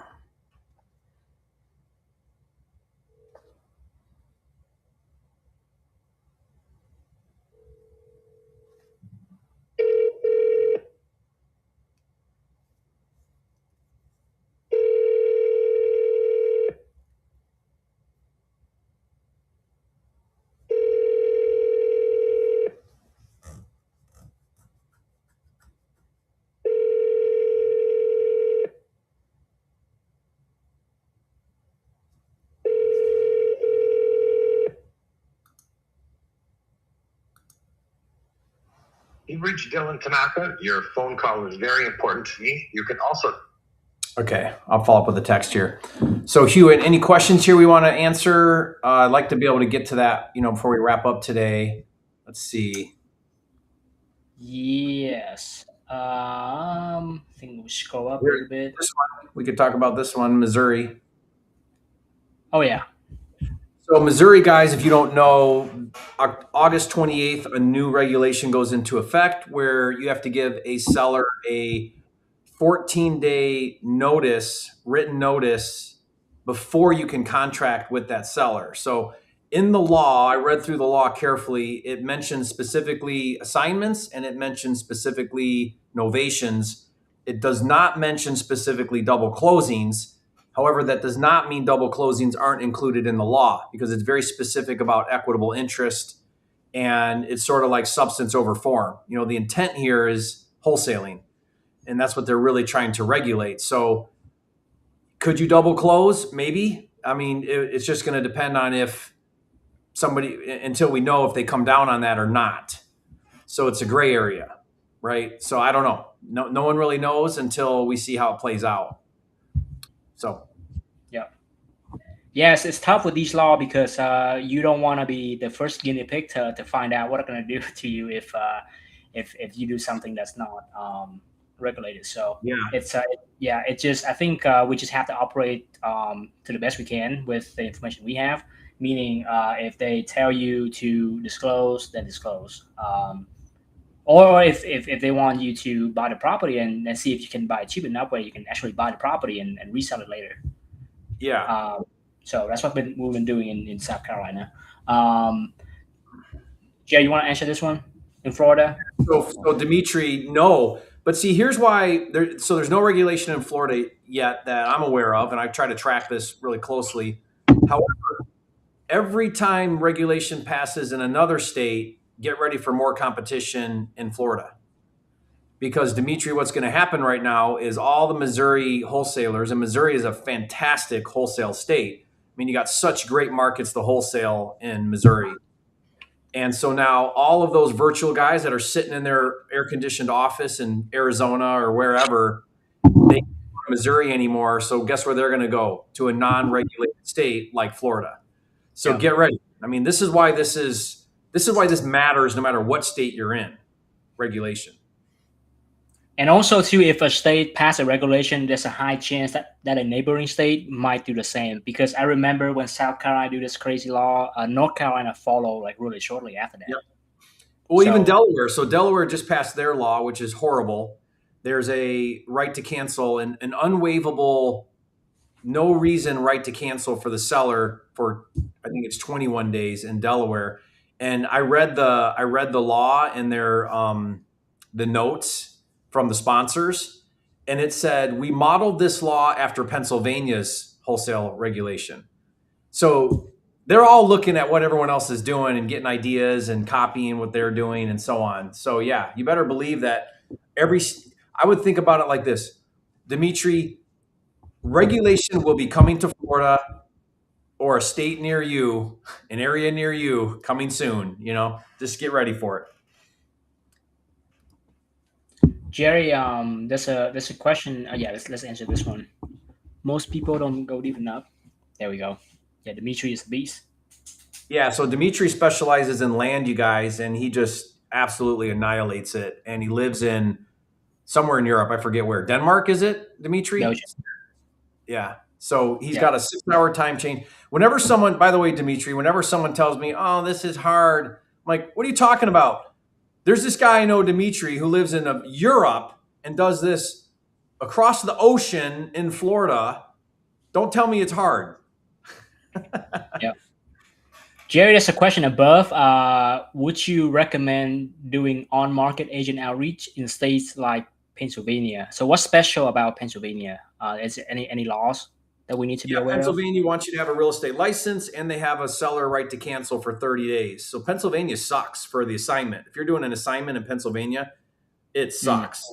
Right? Now, if you're doing agent outreach, one benefit to that is there's an agent involved in the transaction, so you check that box. Yeah, you don't need a license in that case because the agent. I don't think so. Yeah, because there's an agent on in the transaction, right? Now, I don't know if that's technically true because they want you as the wholesaler to be licensed. So you might even still need a license, even if you're doing on market. But that's only one of your problems. You also have disclosure. So here's where agent outreach can get a little tricky.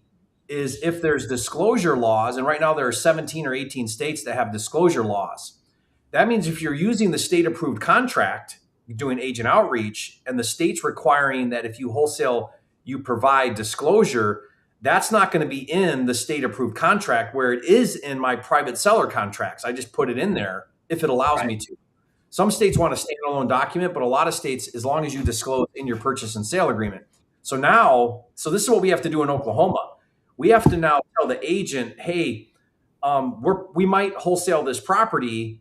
I need the seller to sign this disclosure notice that we possibly will assign the contract. And now I got to have that. I open up a can of worms every time I do that because now I got to talk to the agent. The agent's going to go, well, what are you talking about? What is that? I don't like that. And we got to overcome an objection. It's like we have to bring an objection to the table and then overcome it. Yeah. Yep. So in that case, a takedown model would be better because it's circumvent any disclosure because you're actually buying the property. A good friend of you and me, Anthony Casa, he actually wholesale in Pennsylvania doing the agent outreach model at a really high level. I think he was doing anywhere between $700,000 to $800,000 a year. And part of what he do is he actually have a JV partner who would fund all of the deals that he bring, and they would just put the property on market. JV with a takedown investor. So that's one way you can overcome that for sure. Yeah. Yeah, I'm going to put a link in here because everyone's asking about wholesale regulation. I actually do a report that you guys can get for free. Wholesale regulation. Hold on. Report. And it's just wholesaleregulation.com. I think that's right. Wholesaleregulation.com. So if you guys want to get the latest report, now I update this every time something comes out. So I try to stay on top of this, but that's a free report and it outlines every state that's got regulation that we're aware of. I even have some coming soon, like some regulation that's in progress. It hasn't passed yet. So like right now, California's proposing a bill to make it mandatory to have a license to wholesale. And it's not just like market your contract, it's wholesale period. They want you to have a license. So Yep. that's about that. And that'll pass because it went through committee like unanimously. And I know the sponsor really well. One of the sponsors of that bill. It's actually a wholesaler who decided to be part of the conversation rather than wait and let it pass. So he's helping write the law that they would have written without him to make sure it's not. Might as well join. Yeah. I think for me anyways, in my opinion, like the best kind of regulation for wholesalers, the one that actually require wholesaler to get licensed, because that's just gonna weed out so much competitions. Even though getting licensed is a 2-month thing where like you spend 2 months of your life right getting licensed, most people don't want to do that, and we just see a drastic drop in competition whenever they do something like that. When a regulation like that came out, so I'm all for it, and that's why when South Carolina passed the regulation, immediately, even though I'm in Georgia, I just got my license immediately, just in case they have a regulation in Georgia about license, I'm covered, and I know I'm going to do more business if that regulation ever come to fruition. So. Hugh, how would you answer this question? Which state is the best to start at a beginner in wholesaling? So I usually just answer this question by saying you have to pick your heart in the beginning. You either start in a market that's really easy to get deal and hard to dispo, or you start in a market the other way where like it's super hard to get deals, but if you get a deal, then you can sell it really easily. To give you an example, a market that's super hard to get deals but super easy to dispo would be like a Phoenix, a Vegas, a Southern California, right? Mm-hmm. You would have to spend a lot of effort and energy to get the deal, but once you get the deal, usually it's easy to sell. I don't recommend that for beginners because it's just super hard to get tractions, and you're gonna work for such a very long time without seeing anything that comes to fruition. So for beginners, I like the market where it's easy to get deal and harder to sell deals, because you're gonna be able to practice your repetitions more. You're gonna be able to learn how to negotiate, how to answer objection from agents. You're just gonna have more reps if you do more deals. And if it's hard to dispo, then you should JV with somebody who's really good in the market, and that should solve your problem. Like dispo can be hard, but if you know somebody local that's good, then that's become easy. So yeah. A state that is beginner friendly, that's easy to get contract, I would say something like an Ohio and Indiana, and Kentucky, where like those are good solid markets. Just like you said, Missouri is a super good market. They're just not super popular, so we don't have a million wholesaler trying to do the same thing in the same market. I would stay away from Florida because of that exact reason, because people just like to flock to Florida for whatever reason. I don't get it, but people do. So yeah, great suggestions there. Okay, so this question here, we'll wrap up here in a minute, guys, but this is talking about comping properties. Like, do you comp every single property? I developed a tool some time ago. I know Hugh uses this tool quite a bit. It's an offer calculator. Yeah, in fact, I'll give you guys the link to this, but it's a no comping, no repairs tool. You really just are taking a percentage of the as-is value, and it's a great way to just very quickly get to a number. Jerry, can you talk about why do you like to do that versus comping every property to be super accurate on your offers? Don't you want to be more accurate, once you make your offer right away? Yeah. So if I'm on the phone with an agent and I'm talking to the agent and we're, maybe they're giving me a number like that one earlier where the guy's like 150, the seller will take that. While I'm talking to him, I'm going to go ahead and start comping because I have the time. I'm on the phone. He's given me an address. He's given me a price. Like it's appropriate now. What's not appropriate, guys, is before you call on a property, you comp it. This is where I see a lot of people make a huge mistake. They're like, I'm gonna call on this listing, but let me comp it first, get my number, and then talk to the agent intelligently. The problem with that is you may never get that far, and you just wasted all that time comping, and you never even get to the conversation. Right. Yep. So that's why on the fly, I like to just, how do I quickly get to a number, compare it to the price? If we're doing agent outreach, how do I compare that quickly, get my head around where I need to be, a ballpark of where I need to be So at least now I have something I can work off of that I can throw around in a conversation. Like I can say, hey, for this to make any sense at all, I would need to be somewhere around 150. Well, how'd you get to 150? Well, I threw it in the offer calculator, the address, and it quickly told me that that's a good wholesale price. Yeah. So, then later I can comp it if they like counter me or they say yes or whatever. There's nothing wrong with comping if you do it at the right time. Comping is the biggest time suck of all if you do it at the wrong time. Yep. And Jerry, to your point on that call with that agent, you take the time to comp because the asking price is 150 and the estimate is probably 250, 300. Yeah, so like yeah. you can look at Zillow right away and know that this is a good deal where you should spend your time comping. But let's say if the agent, instead of asking 150, what if the agent is asking 350?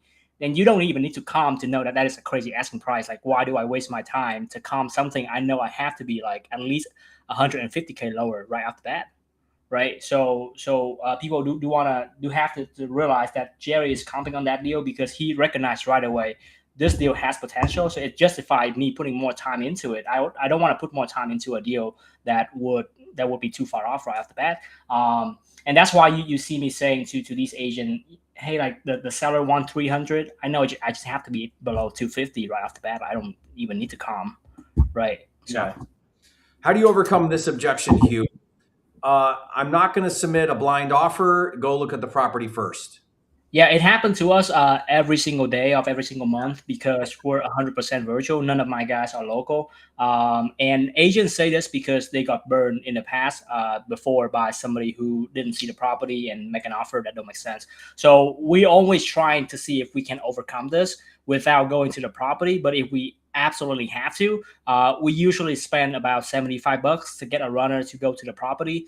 But I try really hard not to do that. So the first thing I do is I try to overcome that with credential. I try to send them my Google reviews. I like to send them my previous HUD. Say, I actually closed 5 deals this month, right? So we put trust behind our numbers. So when we send you an offer, it's reliable, right? So I'm trying to overcome that with credential. If they still don't go for that, I usually just ask the agent, hey, agent, like I know you want me to see the property. I'm just really far away right now. Can you actually, walk me through the property and just video call me when you're at the property? So like you walk the property is the same thing as I walk the property because I don't want to spend 2 hours driving across town and go back, right? So I'm trying to get the agent to go to the house and take a look at it. If that still doesn't work, then I'm really have to try to see where they have to be with the price. Now, if they're asking something reasonable, I would go see it. If they're asking something too far off right away, I just tell them, I don't need to go to the house to know that we're far off because this is clearly it needs work. I mean, I do see the repair value. I do know how much I have to budget for if I need to put in a new kitchen, new bathrooms. So like, I don't need to go see it to know that we're too far off. So like, would the seller be open to this range? If they are, then I can go. But if they don't, then I'm just wasting my time. Yeah, great. Yeah, you got to think about, guys, why that's a concern for agents. They don't want to waste time submitting offers. Then you don't even know your numbers, right? So how do you overcome that objection? So what I'll say to agents is I'll say, first of all, when they say no blind offers, you got to go see the property first. I always agree with them. Of course, we always look at properties before we buy them. I just don't want to do it before we have an offer accepted. So then I'll say to them, look, as long as you're disclosing everything to me about what's going on, and I'm looking at the pictures right now, or you tell me what's going on, then I can make a very accurate offer. Now, if I get out there and I find something that you didn't tell me is going on, like there's a foundation problem or it needs a roof and you said it didn't or whatever, then clearly we're going to have an issue. But I can't possibly go look at every property. We make dozens of offers a day. So I'm really good with my numbers. I know where I need to be. I can make you a very legit offer. I'll have a small contingency to go look at it if my offer is accepted. We can even do it after a verbal and before written if you need me to. So here's the thing, guys. If you're in a backyard market, you are going to need boots on the ground. You have to. Now, you can't abuse the boots on the ground. Like you can't send your guy out to look at every single property that you come across, or you'll burn them out. You'll waste time. They're going to need to get compensated. But what you can do is send them to the really good ones. Like that call I did where the guy's at 150 and wants to meet on Sunday. I already texted my guy and I said, I don't care what you're doing on Sunday. You got to go look at this. right? Because it's a good one. It's close. That might be a deal. And so now I'll abuse his time. Let's call it that. Like it's worth his time to go. But if the agent said they're at 250, why don't you come look at it? And I'm like, well, I need to be at 150. I'm not going to go look at it. Yeah. Right. So be very careful what you agree to go look at. Remember last week, if you guys were on last week, we went and looked at one in Rochester Hills, and we actually made the offer. They countered, and we didn't end up getting it because I was at 190 and the seller stuck at 210. Now, so close, I'm going to keep it in play. We're not far off. Yeah. But I spent the time to go look at that one because it was hot. He said 200. He said, I think you can get 200. And then it ended up being 210 is what the seller actually countered at, which I went back at 200 and I'm waiting. So I don't know. Right. I really don't want to be at 200. I want to be at 190. We had a deal last week that the listing price is $345. And agent want us to go and take a look at it. Otherwise, they're not going to accept any offers. And actually, in that case, the agent is also the seller. So like he lists his own property. We actually took the time to go to that property because in our conversation, he actually told us that he would be open to 250, but he wanted to take a look at it. You guys see the difference? Like I'm not going to go look at that property if they still want list price. But if they give me an indication that's actually really good chance on this house, I'll go see it. And we actually lock it up for 285. It's basically 75K off list. But he would not take my offer seriously if I don't see it. So at some point you got to see it. It's just a matter of protecting your time, protecting your resources. So you only, just like comping, you don't want to comp all the properties. You don't want to go to all the properties. You want to comp the good deal. You want to go to the good house. Everything's timing, guys. If you do things in the right order, you can be very efficient with how you do things. If you do things out of order and in the wrong time, you can waste a lot of time and not be very productive. So always be thinking, like, is this the best use of my time to comp right now? Is that effective to comp right now? It's probably not, right? Like, what should I be doing? And if you ever don't know, you should be talking to sellers and agents. If you're ever like, what should I do right now? Pick up the phone and talk to sellers and agents about distressed properties. You'll never go wrong there because that's the beginning of all things. You can't ever make an offer if you don't first talk to somebody. So like your number one objective every day should be quality conversations with distressed sellers one way or another, either through agents or direct, but you have to be having quality conversations about distressed properties every single day. That's how you do deals every month. Yeah. Yep. Awesome. Well, this was a great live, really, really fun time, Hieu, as always. And guys, put in the chat if you think this would be a fun show to do like weekly. If schedules permit, Hieu, I would love to continue doing these with you. I think this is just I can see why you get a good lead every single week. I'm here getting nothing. Yeah. Look like you're going to get this deal, Jerry. Keep us posted. Yeah, I'll keep you posted. We're going to go Sunday and let's see how it goes. But awesome. Okay. Well, thank you, everybody. Appreciate you. And we'll see you again on the next one.